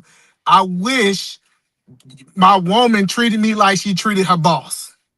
It's a reason. That's the saying. I'm telling you, Black women are like the best, especially if you can get a single Black woman to work for you, Arpain. It's one of the best experiences you can have. I promise you. One doesn't dispel the other, right? Because there's a tremendous amount of Black women who have issues on the job if they have something to complain about. Right? So it doesn't mean that they ain't good. Wait a minute. It doesn't mean when they're working, they're not good workers. But if it's not comfortable in their orbit, they don't have any. Just like this lady who's about to talk. What I'm telling you is that she is she's an anomaly. I know that sound. Listen, because I'm just telling you. I was in the job force for 38 years, so too. Listen, you telling me that you felt that Black women was not a plus positive for companies? No, I didn't. I'm trying to understand what you're saying there. Help me out. Well, I'm not talking about all, but it's enough that sometimes, listen, it's never all about anything, but there might be enough to make a difference where these stereotypes come from, right? Just like the angry Black woman stereotype. That's in relationships, Arpain. That's not in the job market, bro. I said, they ain't all angry Black women, but there's enough for them who are that taint everybody else. Right? I'm just telling you, Arpain, it's a lie. I'm telling we don't hear about it like you think we do, Arpain. Especially I'm talking about in the corporate world when you talk about, especially if they get higher. I have to agree with you. I'm just telling you that it's not that. I'm telling you, it's a reason. I wish she would treat me.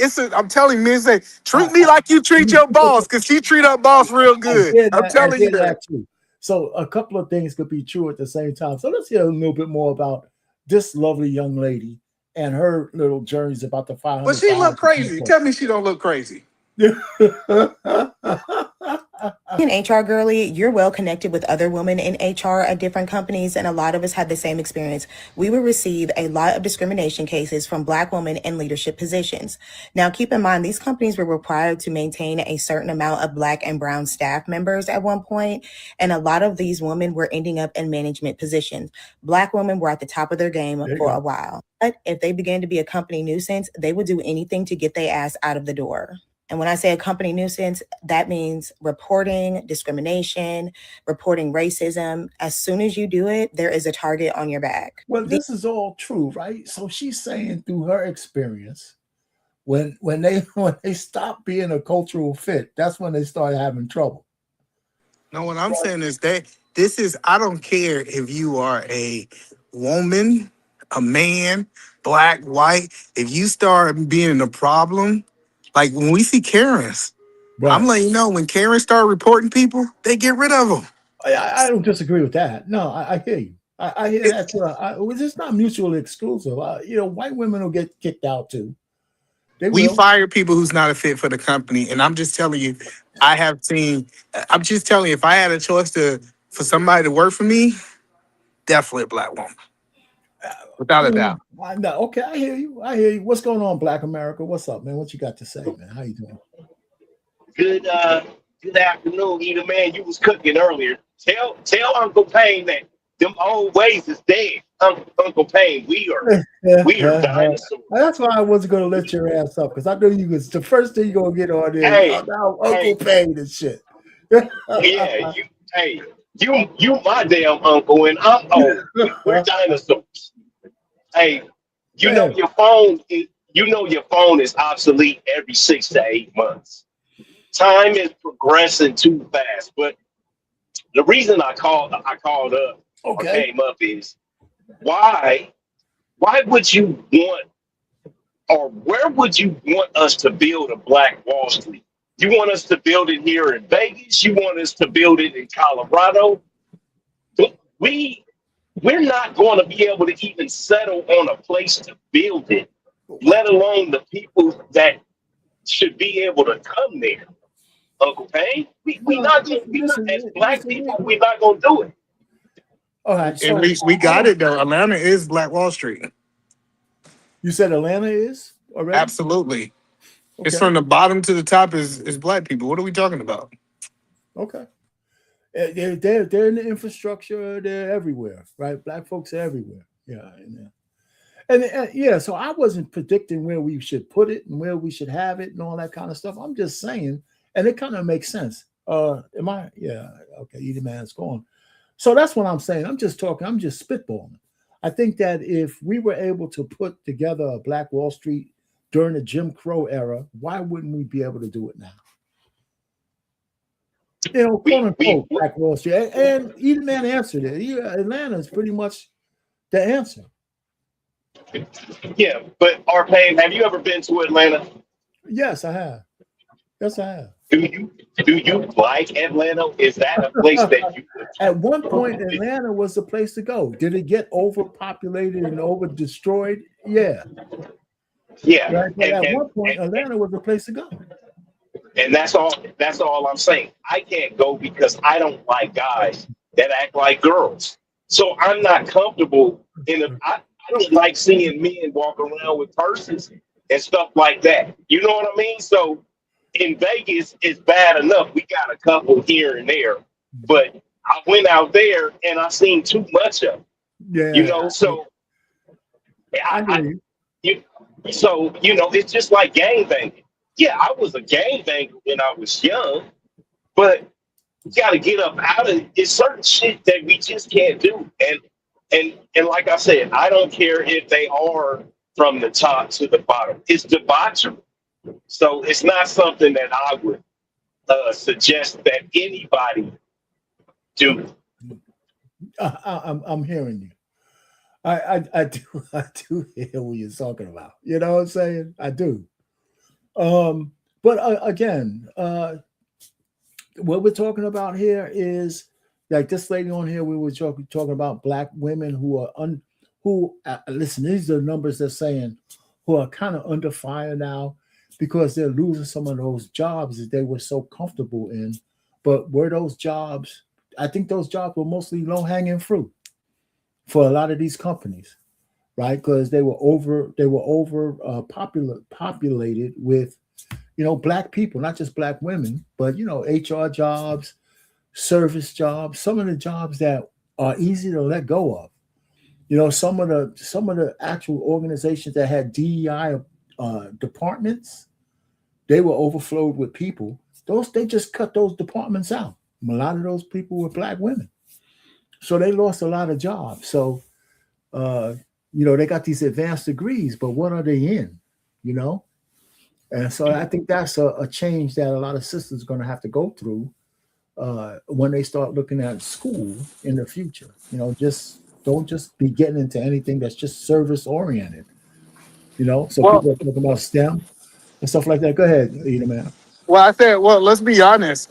The reason we see a large unemployment rate for black women right now is because the U.S. government was one of the largest employers of black women. That's another one. Yeah. So when people say, "Oh, these women are getting fired because they reporting," no.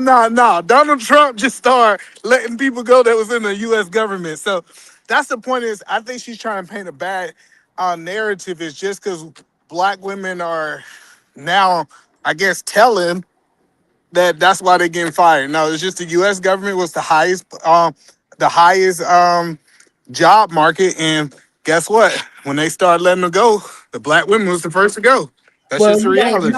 But the truth. Go ahead. Who else? You gonna say something? But see, this is the whole thing. This is the part I don't like, right? Yes, a lot of black women lost their jobs, but over 500,000 black men also lost their jobs in that time.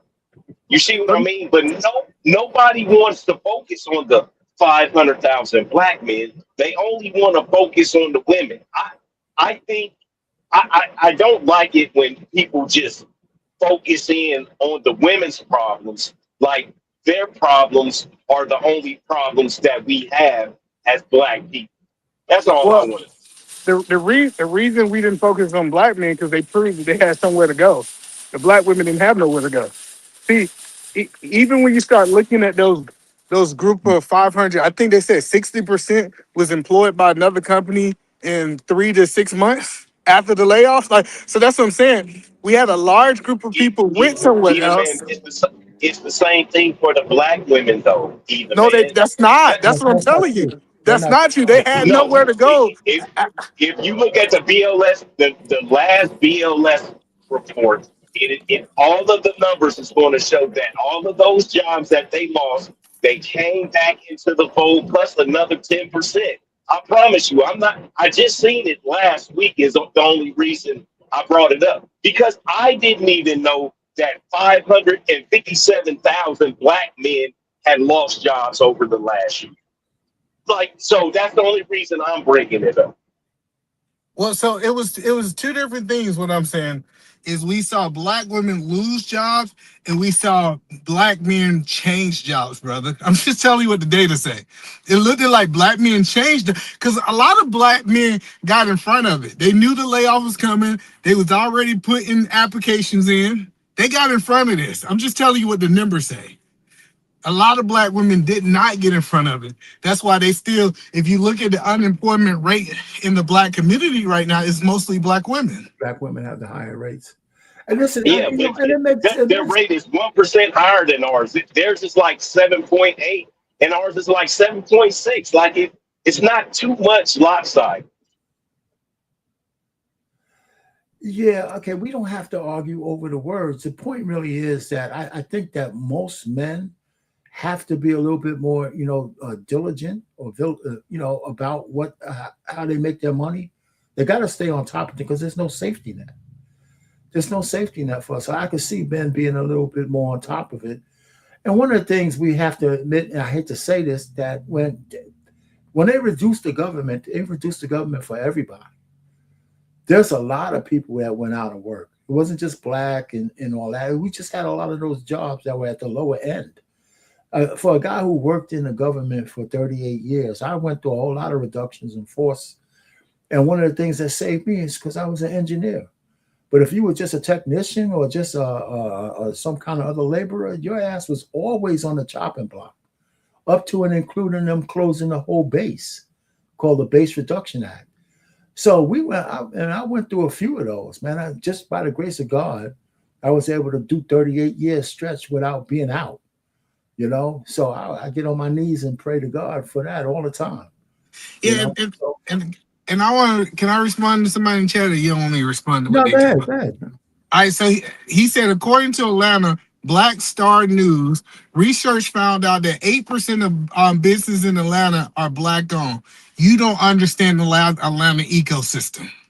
You don't like when people say, hey, no, it's 8% of them file taxes. Let's be clear.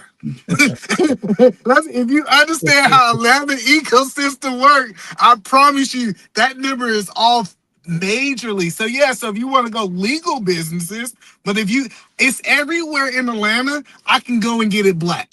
I don't care what you're talking about. Even if I gotta pull up to the house and get the pound cake or the I'm telling you, that is the closest. And I think South Carolina is the second where we see the most Black people thriving, without a doubt. So I think people just don't understand that. Peter, man, are you telling me people selling cake out of their damn house, bro?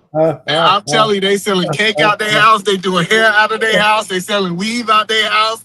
I'm telling you that they doing all of the above. Whatever you looking for in Atlanta, Atlanta is the one city that you can find it in Black. That's funny, man. That is pretty funny. That is crazy. Yeah, well, I can see that. I mean, yeah, who can't see that? That is true. All right, so what's next? Home ownership. We're gonna let her finish, or we're gonna go to the next. Yeah.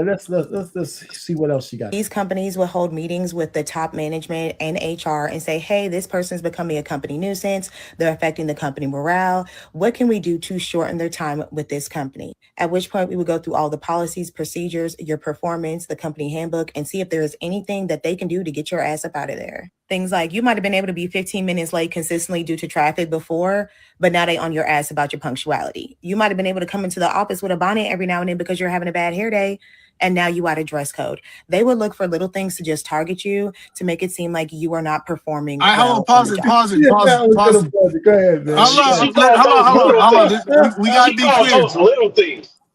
Hold on. This is important. Me enforcing the rules is not targeting.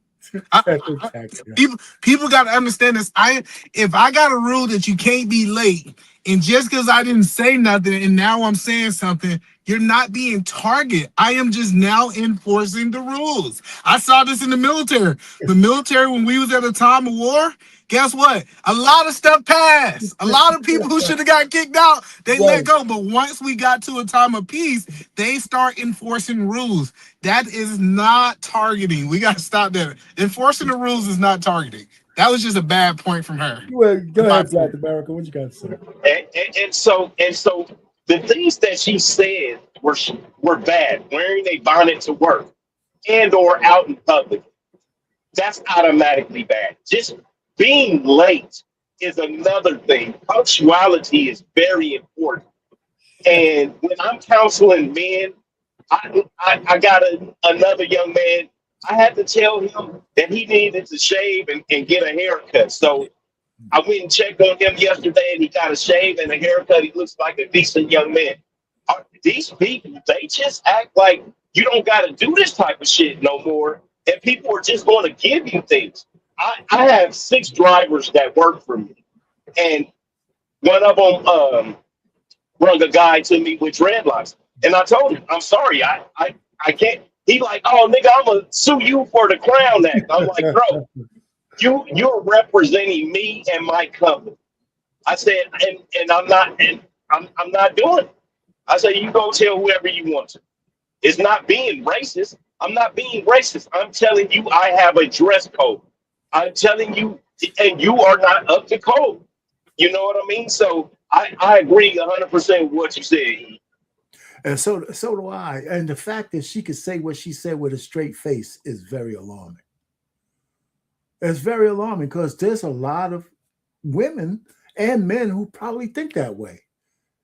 you know, and I think that's it's something, you know, I don't know if we can say it's just black people, but for her to get on here and say that, like it's ever okay to be habitually late to a job, it's really, really kind of bad mojo.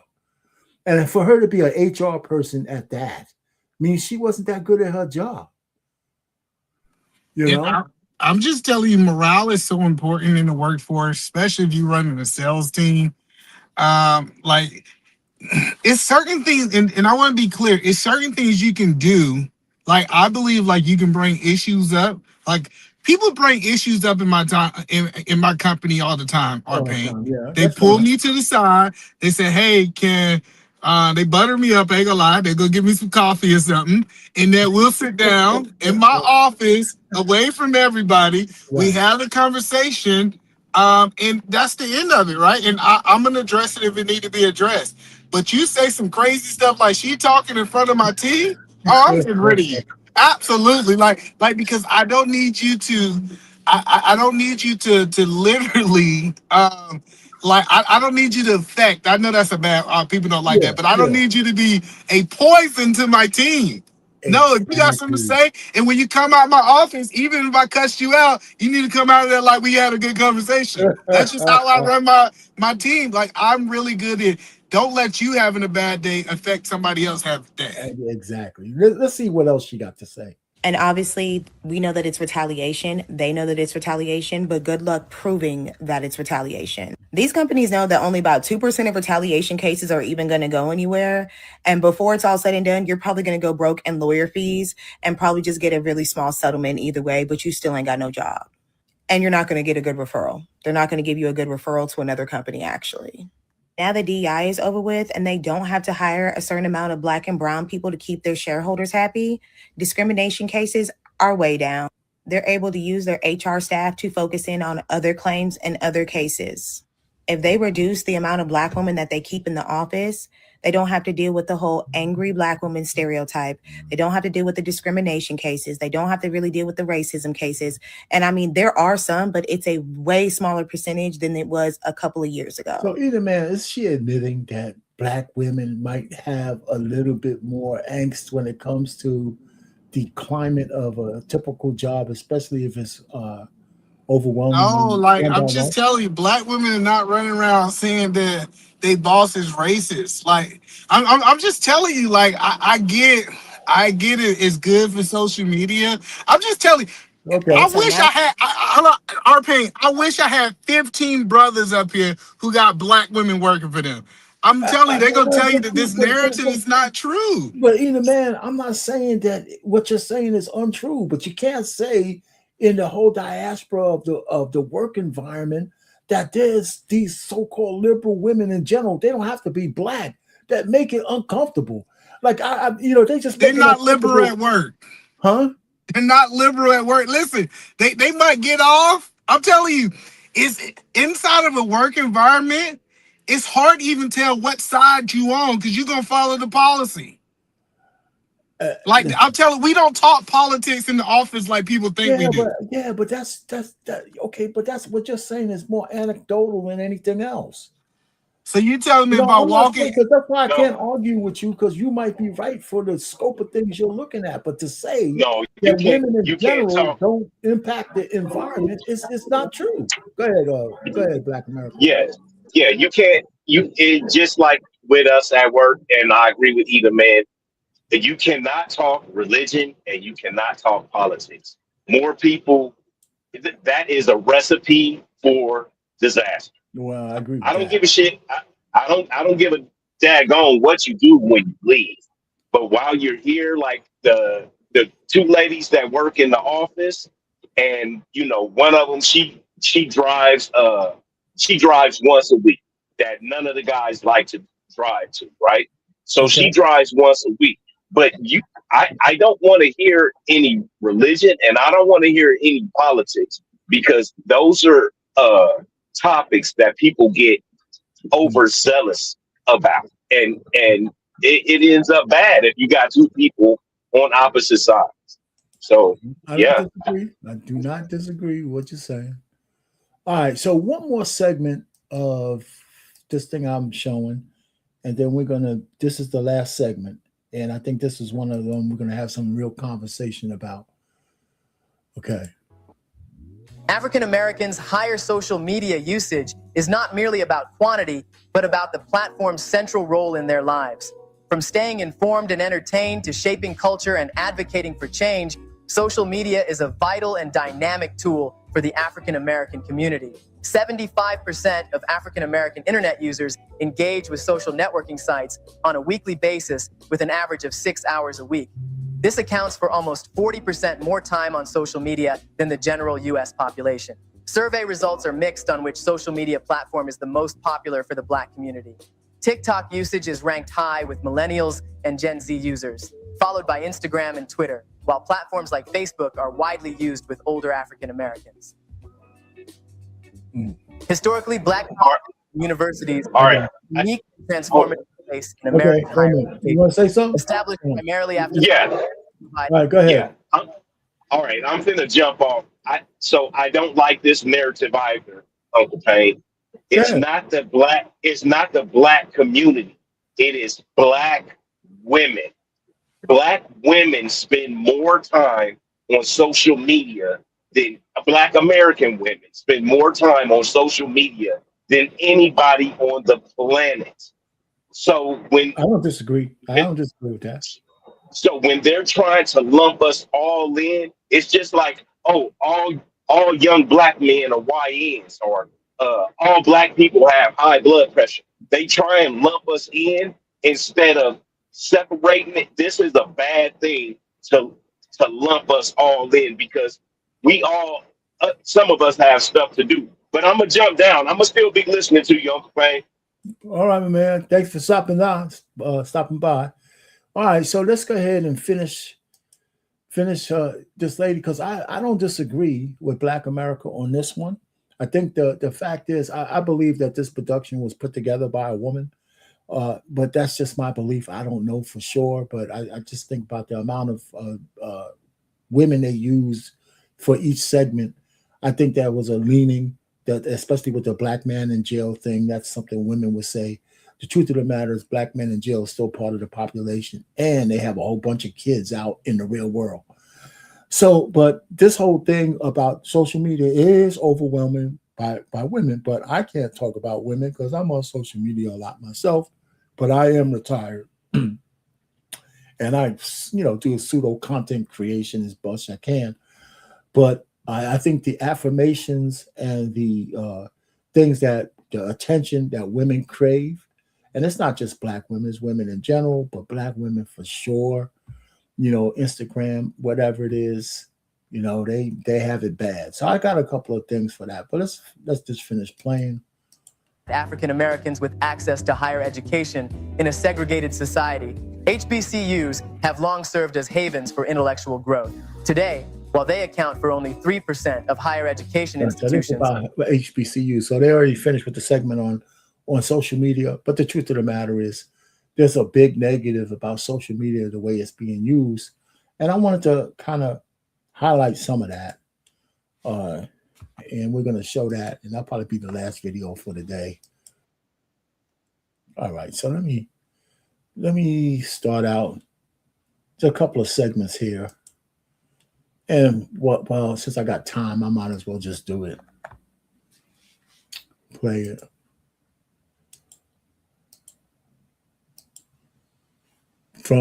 I think everybody knows my man. We're gonna let him cook a little bit.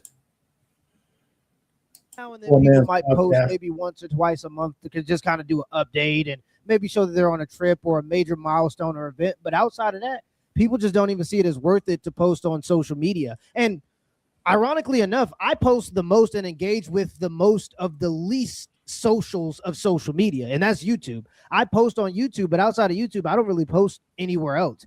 I like to watch videos on YouTube because I like to see people do cool things, and I like to hear ideas over the long form. And I think that's unique to YouTube. I don't think that's replicated on any other platform. So I enjoy YouTube, which ironically enough is the least social of all of the social medias.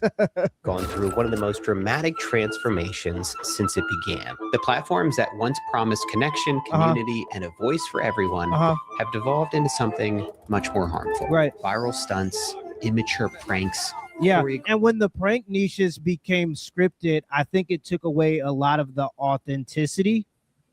And I think that's the story of social media. It's dull because it looks like everything else. If that makes any sense. It being so perfect and so good almost just makes it blend in with everything else. Jack, thank you so much for being here. Question number one, what the happened to Instagram? Oh man, I love that question. Yeah. Okay. Here's what happened. Web 2 sort of emerged in like 2005. Web 2 companies were like Instagram, Facebook, YouTube. The amazing thing What about MySpace? What about Bebo? Cool websites. Remember Newgrounds? Remember when the internet was a place you come and it just seemed like this new thing where it was expansive and there was so many different things. Like remember the game Ray?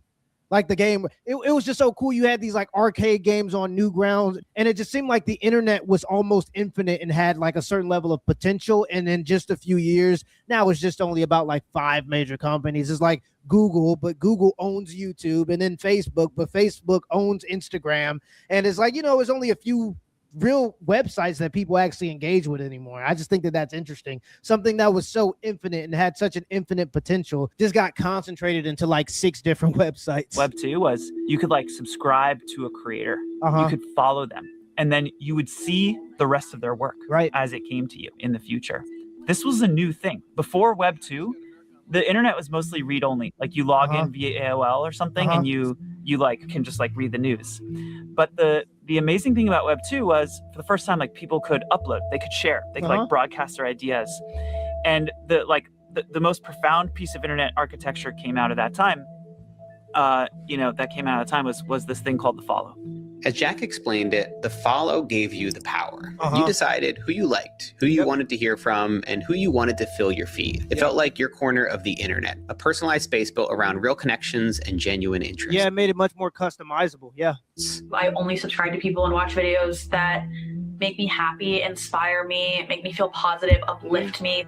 But that version of social media didn't last. Oh, but that positivity doesn't keep you on the app for as long. So the apps are now ran by these algorithms that just want to keep you on the app. And the best way to keep you on the app is to show you something that makes you angry. And that causes division. But there's nobody that stays on the internet longer than somebody who's going in a comment battle, screaming into the void against another person who is opposing them. You come back onto the app just to make sure they didn't message you back so you can send something back to them and see who gets the most likes. Those are the most engaged people who have rage. So rage bait is a huge part of. In a couple of seconds, they do get to the point of how they keep you here. And it's close because then I'm going to cut this off in the next minute or so. But one of the things, anybody who's here still in the chat, so answer the question, what do you give Black America? What grade? Give it a grade, whatever you feel. And if you want to put an explanation on what the grade is, let me know. I want to talk about that. You ain't let me talk about that. That's what I came up here to talk about. Yeah, man. Go ahead. I was going to put that in there. I was going to ask you, what do you want to give the grade? Well, I said B minus, right? Oh yeah, you did put a B. But I think what it really comes down to is, what am I measuring Black people to? Okay. Am I measuring Black people to where Black people came from? Because if I'm measuring you to our past, I think we're A. If I'm measuring you to my counterparts, when you talk about Mexicans, white people, Asians, I give us a B minus. I was okay. Yeah, that's good. For me, I would say, how do we measure ourselves where we are now, based on the allegiances we have made in the last 60 years? Well, I think we made a lot of leaks. So because I wanted to comment on your Black Wall Street, right? So to create Black Wall Street, in your words, we would have to kind of create something separate from white people, correct? Because that's what Black Wall Street was. Well, that was only because of necessity, right? Not right. So I'm not saying it necessarily has to be. I don't think it has to be separate from white people, but it has to be Perfect. black owned. So if we look at, so this is what we see. We see black companies when they go public. The only option for them to go public is on the stock exchange, which is a white stock exchange, right? All right. So now that we're integrated with white people, people say, well, why black people don't have their own? When people bring up Black Wall Street, they talking about them not having their own stuff separate from white people. And I think that it's unfair for us today, being an integrated race, to try to compare ourselves to a race that was not integrated. Yeah, okay. So you don't necessarily have to go public to own a big company. Why not? That's where the wealth is at. No, but you don't necessarily have to go public to have a multi-billion-dollar company. Tell me one private billion-dollar company. Tell me one.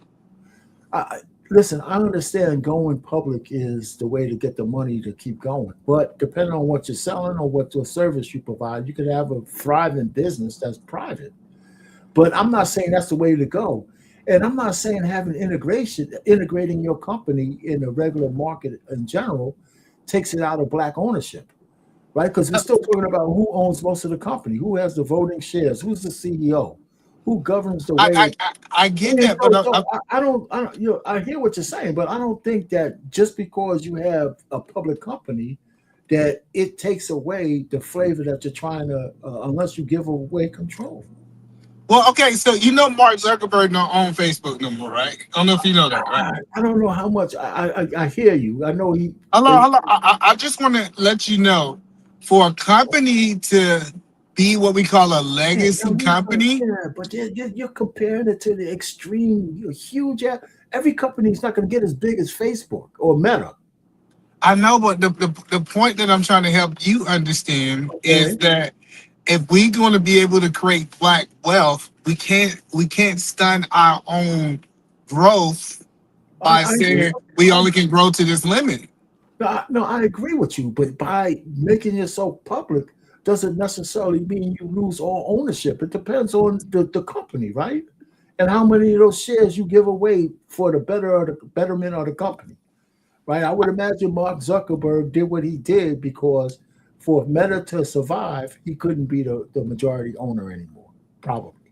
Well, I think what happened is I think he was threatened. I think when you get that large, it's not really a conversation of you keep your company or not, right? That's my opinion. And then the second thing is I think it was just one of those things that he ran his course, and I think we don't talk about this enough. It's only I have my limitations, and at some point I'm gonna be at my limitations, and what I have to do is willing to bring now. Mark Zuckerberg is still the CEO. Like he's still making decisions, but he's not the majority owner. He had to find a billionaire. You're the businessman, so I'm hearing what you're saying. If your company got big enough, you might have to make a decision that changes your complete control, right? Is that what you're saying? Yes, and what I'm saying is typically the people who have the skills to run a $1 billion company is not black or own.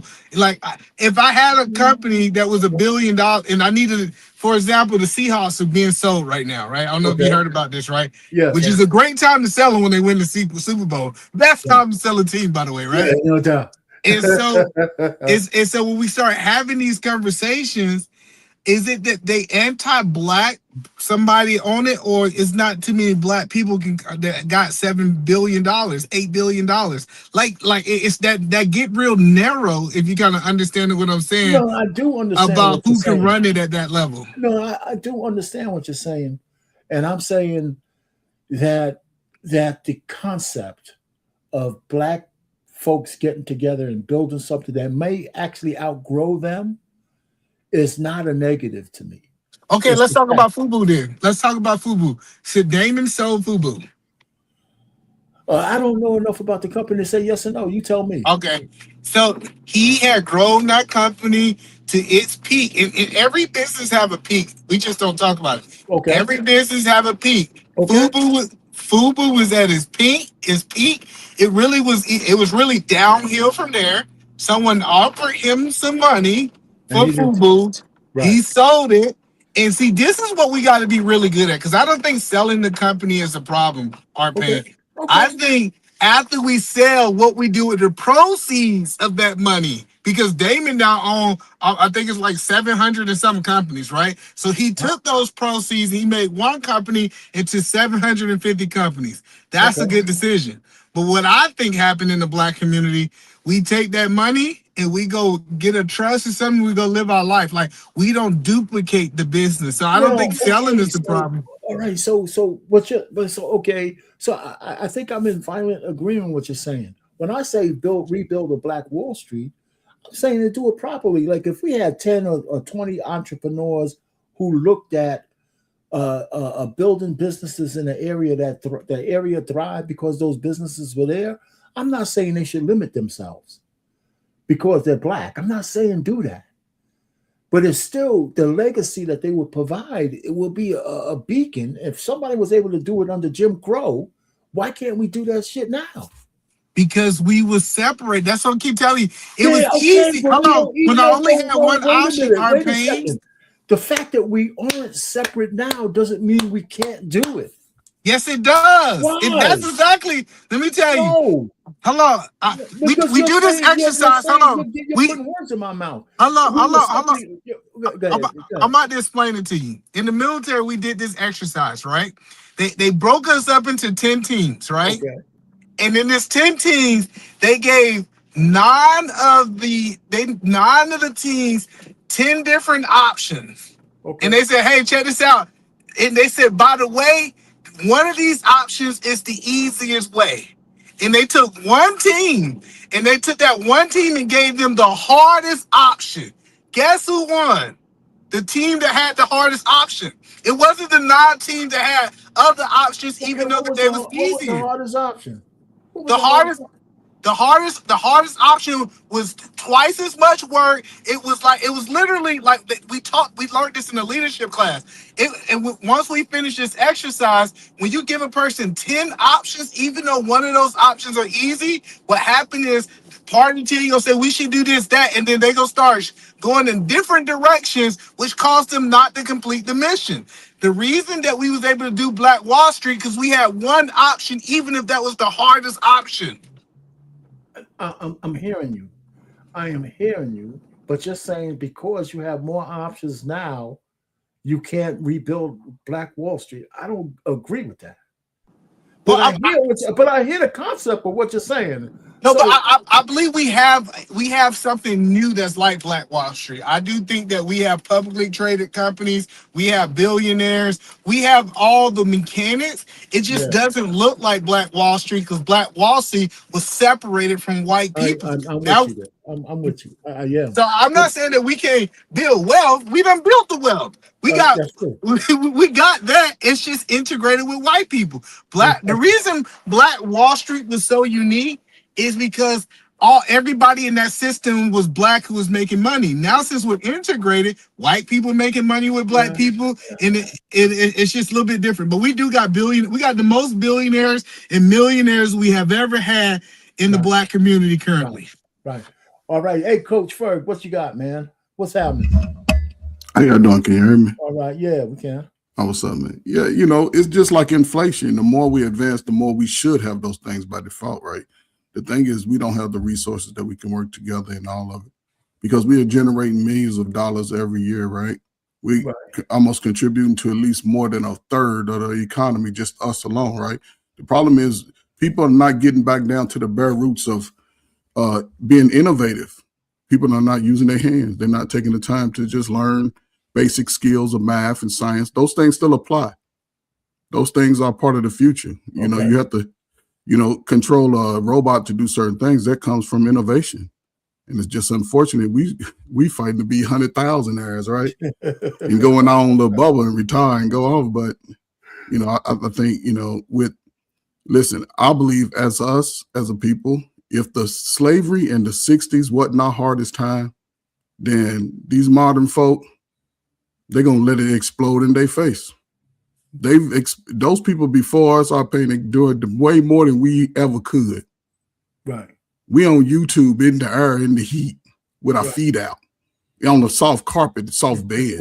So that is the hardest time ever. All this soft victimhood, since feminine mindset, either man, listen, I understand, that listen, because here's the thing. Those times were subjugated, and here we all have advanced from it. So boom. But the money, like say somebody, and I do believe there should be some form of separation in a sense, not too much, but the men who's willing to make that sacrifice, they've deleted the best of us on TV, in the public, in our face. And I think it's for the future, there could be someone that says enough is enough. But it's hard, Coach Fur. Listen, Edelman, I understand it's hard. Hold on, let me tell you what's hard first before you respond. After you make your first $1 million, it's hard for you to keep going out there working 40 hours. Okay. Like, once you take care of your family, listen, and because this is the conversation. Once you say, I'm good, my kids gonna be good, we got money coming in, it's gonna keep coming in, it's hard to go back out and work another 80 hours. That's one of the hardest things ever. Man, everything you just said, I've just completed that roster. I just went up that list in the last 15 years of my life, right? And that's why I appreciate working with young adults than you old. And it is hard, right? And I ain't gonna say it's hard, it's difficult. It's supposed to be a part of the journey, right? But everybody's journey is focused on money. Not a lot of people are focused on the skill and the knowledge they could acquire the money easily.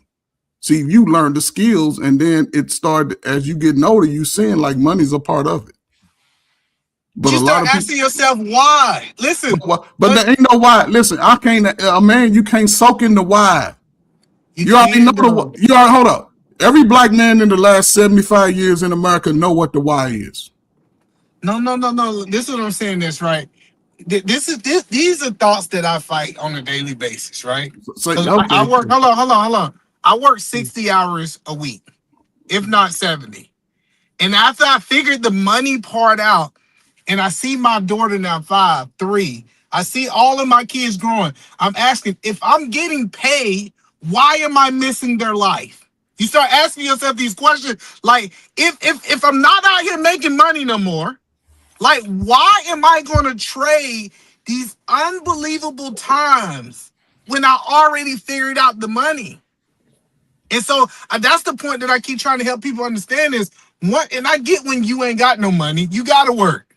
I get it. But once you start doing that, are you telling me seeing your kids do their first and being able to spend those times is important? Is the black community more important than that? No. Man, I love sports. I go to sports every day, every time. I can dream about sports and see it happen in the game. And this is what I'm saying. As a man, like just my son, sometimes being able to show up at those events, work is not, I agree with you, work is not everything. But there also, to me, it comes a time where we sort of have to, and I think we don't get opportunity as fathers in America, allow that father-son bond to grow, because it's all about innovation. It's all about being able to say, okay, my child is growing up. Because that's why I love my father. Every sports game I played, he showed up. He worked every day during the week, but he showed up on my game day. So that was the most appreciative thing. So I understood that he was going hard work because I had a demonstration. I understood he was going to show up. My mother show up. And that brings a lot of encouragement, because the innovation going forward as far as education, how people make money, that's going to have to come with the information parents give and what they learn in school. It's a combination of both. And if people don't. But the point you're making now, Coach Ferg, is that you agree with what either man says. I agree to a degree, right? But some people just have to make a decision, because either man is speaking from a lot of black Americans are starting to grow up and realizing that the grift has been played, right? So for individuals to want to go to what you say, Arpain, and what both of y'all are saying, they're going to have to really take a hard look at themselves and get out here. Either man, it's a lot of dudes and females that ain't worked in 20 years since they've been adults, and now they 40. You have to create something in society. No, I agree with that. Hold on. I think so. The conversation is that Art Payne asked me. He said, "Why we don't see a whole bunch of black businesses, millionaires, like the top of the top business, right?" And as you built this, so you gotta understand. I don't even remember my 20s. Only thing I remember about my 20s is working. That's all I remember. That's gonna tell you what I did. And so now I'm halfway through my 30s. And this is my first time that I pulled my head up and said, okay, let me take a breath, not even a break. Let me take a breath. And then now I'm asking myself, since I figured this money thing out, the money gonna come in. I got real estate, the money gonna come in passive. Do I build a company in the next 20 years for the black community? Or do I sell it or go public so I can live the life with my kids that I always desired? That's the question. Let me just answer this real quick, because I understand where either man's coming. Now, I'm not an entrepreneur, but the kind of work I had to do took me away from my family. And now in retrospect, if I didn't have to work that hard, I'm thinking about all the times I did miss with my kids in their formative age so I could make the money, right? So if I was on a passive income trip, one way to get it, and to live off of that and get those years back, I'd do it in a heartbeat. So so to answer your question, the reason I think we don't see a whole bunch of billion-dollar black businesses and all that stuff is because I think black people are valuing things more than these companies and building these big old things that ain't gonna mean nothing after they die. So I think our value system is different. That's the point I was making. Yes. So Edelman, in reference to, because you and I are paying some years apart, right? Are you in a position to take part in what you're talking about today yourself? Are you in that position? Never work again? Yes. Absolutely. Okay, then. Listen, I can today say, you know what? So listen, Edelman, you answered your own question, right?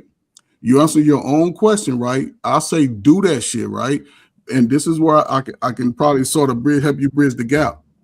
You got to go to them 19, 18-year-old, 24, 25-year-olds. You can't talk to people your age. They're not going to listen to you. You're not going to get the same, but I guarantee you get some 18-year-olds or 25, 30-year-olds, you'll change their life, brother. And that's all I'm going to say. Yeah, but the thing is, let me tell you what makes me hesitant of doing it. I have a group of people, so I can sell the company, go away, ride away with the sun. But now I have a group of people that families depend on. See, this is what we don't talk about from a company point of view, right? I can sell it, I can fire everybody, give people severance package, let them go. But now we're gonna start having this conversation of, did I value the people that was around me? Am I that cold-hearted that I'm just gonna dissolve the company for what they done put their blood, sweat, and tears, but I know they ain't got as much money, or they gonna get as much money as me selling the company. And so then I start, because you gotta understand, we talking my brother, we talking cousins, we talking friends, we talking like loved ones. So now this decision of me walking away from the company is not really an individual system, it's almost a family decision. So Edelman, I'll say this and I'm gonna give you, this is the advice I would give you, right? Because if you were connecting to all these people, right, and I heard you mention church quite a bit, take all those people, so have a family meeting, a business meeting at the church, and just lay it out to everybody what your moves are, and if they want to take part in expanding for themselves, go ahead. But as far as you right now, your family is most important, and they either rock with you or don't. Other than that, you can't worry about it. But that's you don't care about the black community. Like, no, but you can't. That's anti-black. What you saying is, no, it's not. It's pro-family, anti-black community. No, it's not. Edelman, no, it's not it's not because you're giving them a chance to advance on what you started. You trying to get look, Edelman, is just like getting out of the dope game. You trying to step out the game, but you want everybody else to flourish, and they can't look at you as the crutch because you already gave them the knowledge that they should be able to expand what you started. And you can concentrate on your babies, and everybody get mad. Yeah, but that's what I'm saying. But if you understand how the business is set up, you might got a cousin that's a janitor. He can't run the company, right? Well, how you know that? Hold on, how you know, Edelman? You can't say that. Hey, coach, let me tell you. You know, the point is, let me just jump in there because this is a good conversation between the two of you. I hear where Edelman is coming from, But if I work for him in his company, and I kind of understood where he's at right now, that he's doing this job because he has some allegiance to the people that work for him. They got to know that time is running out. They got to know that at some point you're gonna cash in those chips. Yes, sir. And that's one part. The other part for you, Coach Ferg, is that everybody can't do what he did. I understand, No but matter what, even if they're in this company, they might not have the aptitude to continue what he did. I understand. Okay. It's only one eye pain. It's only one eye pain. It's only one eater man. Is all I'm saying. It's somebody I do think it's a. I think my kids can keep this legacy going because they cut for me. Like they think like me, they move like me. Because you got a chance to groom them. Okay, that's yes. Cool. Right. You faded out, eater Yeah, man. yeah, you went on mute. You're on mute. But that's a great time because he's going to incorporate them. Yes, do it early. Mute, eater man. Somehow you're mute. And some nieces and some nephews the same age. They hungry too. They want to get out here and make an impact in the world. Yeah. Hey, listen. You know what, Coach Ferg? You're pretty generous with everybody else's money and shit. Huh? What was that? No, it ain't the money though. It's just the time, man. You know what I'm saying? Yeah. And sometimes you get blessed with the money. You know, that's all I'm saying. And so, like for example, I was having this conversation. You went out. I know. Okay. I had a customer call me, right? So I had this conversation and it almost broke my heart, right? My daughter came to me. This is my 5-year-old. My 5-year-old daughter, and she said, "Dad, I just don't understand why you work 60 hours a week." And she was like, "You know what my dream is?" Imagine a 5-year-old telling you this. This will mess you up. She said, "My dream is I hope I make enough money that you can spend more time with me. If I hope that I find a way that I can make enough money that I can get my dad back." Yeah, that's deep. How did you answer that? Or you kept your mouth shut? Oh my God. Said, "Baby, give me a hug, baby." What do you say? Like what do you? I was like, "Just give me a hug," because I know that, like, when we start talking about this unconditional love, right? Right. And I don't know if you get it forever, but you definitely get it when they're kids, right? When they little kids and feel like it's like you're their superhero in their head. And I just start asking myself that question, and then and to me, I feel like I'm doing the right thing. You got 100% access to your mama. So you get to spend this, but and my 5-year-old is just like me. Like she think like me, she move like me, like she process questions the way that I process questions. And she was like, and she always tells me, she's like, "It gotta be a better way that I can have you home full time. Like it gotta be like she's trying to reason with herself on and you're doing something wrong. You're doing something you need to be in. Yeah, she just tugging at your heart, man. Now she got you over there just fighting yourself and beating your own self up. She tugged on your heart. But I hear you guys, man. It is true. It's funny that you're mentioning your kids. My youngest daughter just moved out to her own place, and I tell you, man, I definitely feel some kind of way about that. It really is, but she got to move on. She's 26 and she said, "I got to have my wings spread," and she's working hard. So, but I hear you. I wish I could have got her married, but man, that didn't work out that way. She still got hope, I pain, man. Some of these dudes just got to grow up first, and they ain't gonna just go with anything. So, gentlemen, any final? I got your grade C+. Why did you give it a C+, Coach? I mean, because we always been flirting with a somewhat passing grade. It's just that our small number of degenerates get the most attention. Because, like Eda Man said, we got the most of millionaires and people with money. That means we've always been a progress. They know this, right? And this is why I say some of these things have to be offered young people far as futures, technology education, just given opportunities, not necessarily own a business, but just get out there and work some type of job, skill, labor, man. You're going to get out. As a man, you have to do something. Coach, before you go on, though, right? So, is it, okay, so we also know that social media publicizes and expands the most ratchet of us across the world. Mm-hmm. Is it more the people, the bad folks being an influence, or the fact that the silent majority of us are silent against the bullshit.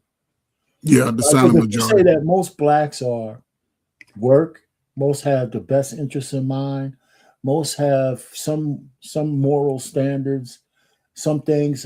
Most people don't want to be baby mamas, don't want to be multiple daddies out there. And how come not how come, but is their silence the real problem as opposed to the loudness or the ratchet of us? Well, Both of it's y'all can not. answer that one. It's not really silence, and this I'm landing here, and I'll let Coach Ford figure it out, right? Finish it out. I ain't say figure it out. Finish it out, right? No, so it's not. But you don't understand is social media have been designed to make money. Right. That's his old purpose. And if Okay. Coach Ford get up there and he talk about how he felt his wife, he had this chaotic situation and everything went as planned, you know what happened? We see two people watching that story. People don't want that No doubt. story. And No so when doubt. you start understanding the algorithm, see the algorithm don't care if it's positive or negative. We gonna feed whatever makes us more advertising dollars. And so when we turn on these apps, people say, why do this look like it's projecting what the whole world is? And what it is negativity literally sells. No doubt. It's almost like that. It's that internet video you were saying. They realize if I can get 3 people to argue in the chat, they're gonna be here for 8 hours. If Coach Ferg for 20 minutes talk about how great his life is, they're gonna be gone. So I think they understand that, hey, we gonna push what makes us money. And believe it or not, it's a great business model. It's not a bad business model. Hey, we make money selling alcohol. Even though we know vegetables and all this is good for you, you know what we gonna keep doing? We gonna sell alcohol because that's our money maker. It's a goddamn shame, but that's the way it is, man. That is the way it is. So you got anything to add to that, Coach, or you agree? Man, listen, man, down to the root of it, yes, I agree. Okay. But however, right, you know what I'm saying, despite that, either man, right, what's the sense of men coming up here and try to preach the other man to be better men and greater men, right, if that's what the system is going to do, which we know is part of it because we all in the same basket. We all trying to scratch and get our little coins too. And that's why, you know, when I look to the future, man, it's going to be scary because people they're bowing out of just, you know, getting out here working like either man working 80 hours. They don't want to work 60 hours. You know, they want to work their 40 hours and go home. When they sign up for a job, they want to give less enthusiasm about doing the job. Even so, it's a lot of talented and creative people right now sitting at home every day, but they don't practice those skills. And we still got little kids growing up. The educational system of old America is going to be gone in the next 10 years. It may not even be the same at all. Well, I predict it's not because they're changing it everywhere. And how else are people going to make money if they're not trying to be innovative? Well, you know, listen, let me put it this way. You know, that's why the genius of Kevin Samuels, because even though he caused a lot of controversial things with what he did, it actually was educational at the same time. Mm-hmm. We got a lot of data, not just about women, but about the interactions between men and women and the expectations that one group had of the other group, you know, and a lot of it was skewed. And but it was still educational. It caused a lot of friction on one side of the aisle. And all of those people back then are coming back and say the man was right.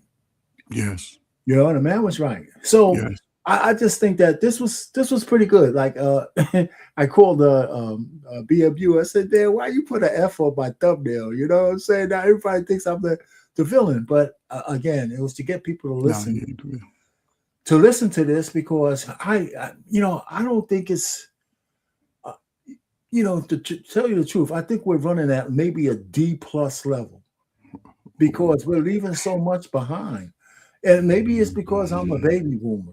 Maybe it's because that I think that the legacy that we've passed down, maybe we got to take a few hit for it. But I think the older generation takes too much of a hit because the younger generation now have more information, more opportunities than ever before, and a lot of people are squandering it. And then not enough people telling them, listen. And I can't tell them because my one guy called, I'm uncle. So I can't tell you shit. No, But my you day was different. But so now it's your day. So I don't really know shit. All my years that I was here don't mean a goddamn thing. You're just an idiot and you're old and just pass away with you. And I'm saying, come on. I mean, I might have one or two things that might be beneficial for you to mold and grow into the future. And one of those things, take the albatross off from around your neck about the past and figure out what you want your future to be and work on that.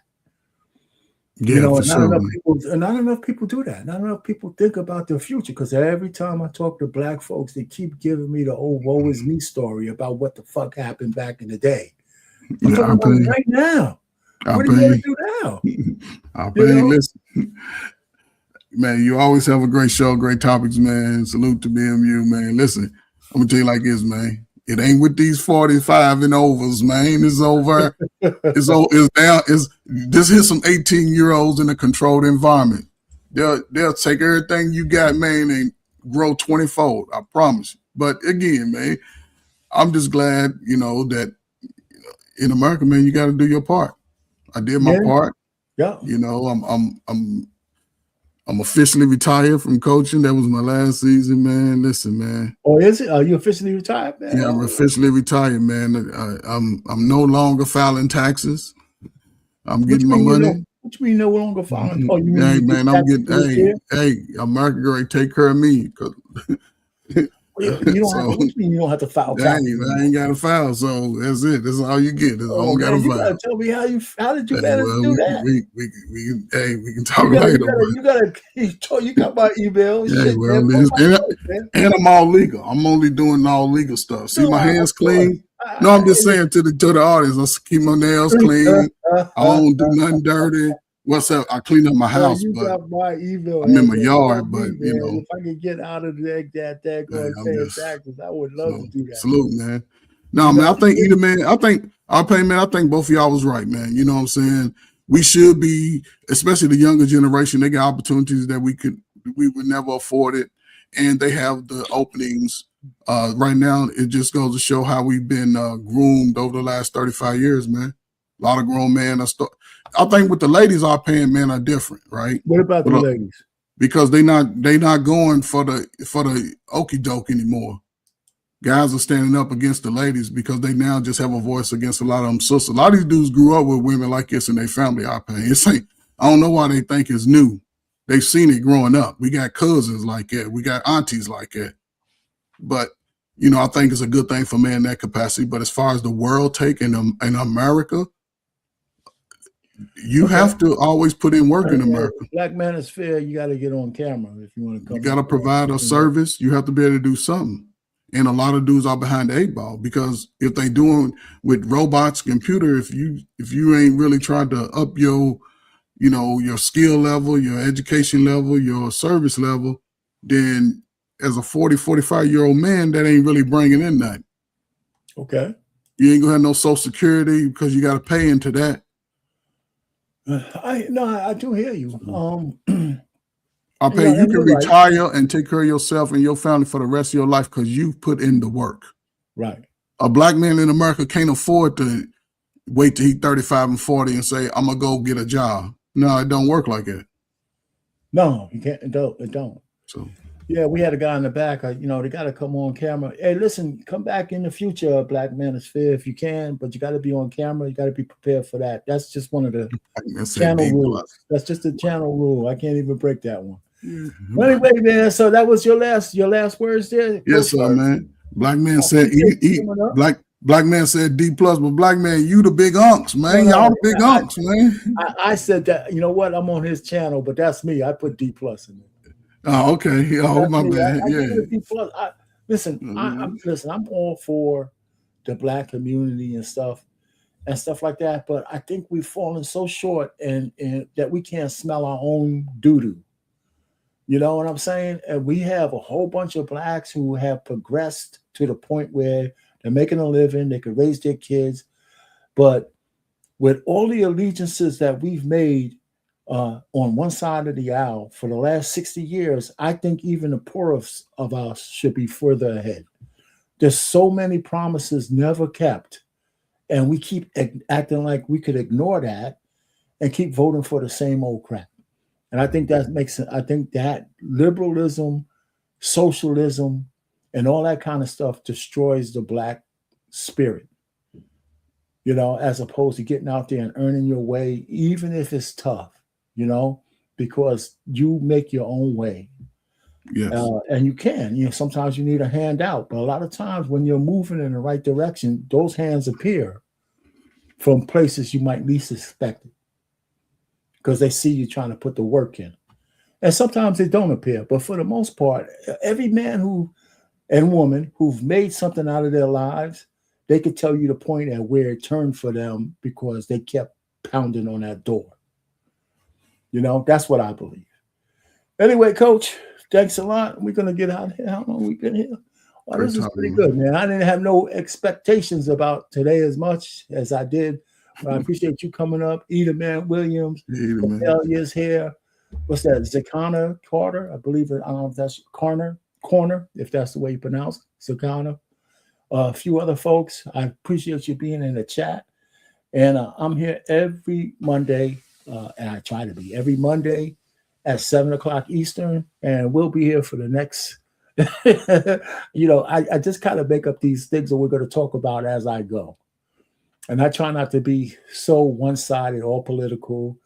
I might come back talking about something relationship-wise next week, I should say. And, next week, Black Man Unfiltered, I'm gonna be off because I'm taking my wife out of the picture for her birthday on next Monday. So next Monday I'm gonna be off, everybody, and that'll be cool because it's me and the Honey Bunny. We're gonna be doing something, and to keep my marriage going into the 40s, 40 years and shit. Anyway, brother. All right, man. Let me. So I guess that's fine. All right, good. Take it easy, man. I guess that's my end. Guess what? No song for you guys today. You know what I'm saying? So it was a good show. I'm glad it came off. I thank Black Man Unfiltered for that damn thumbnail, because that shit kind of made me a little bit nervous to begin with, because I wasn't going to come out calling the Black community the F. And now I'm forever branded as calling the Black community a F with this damn thumbnail. But if you guys believe that, then click on the replay and see what we really talked about.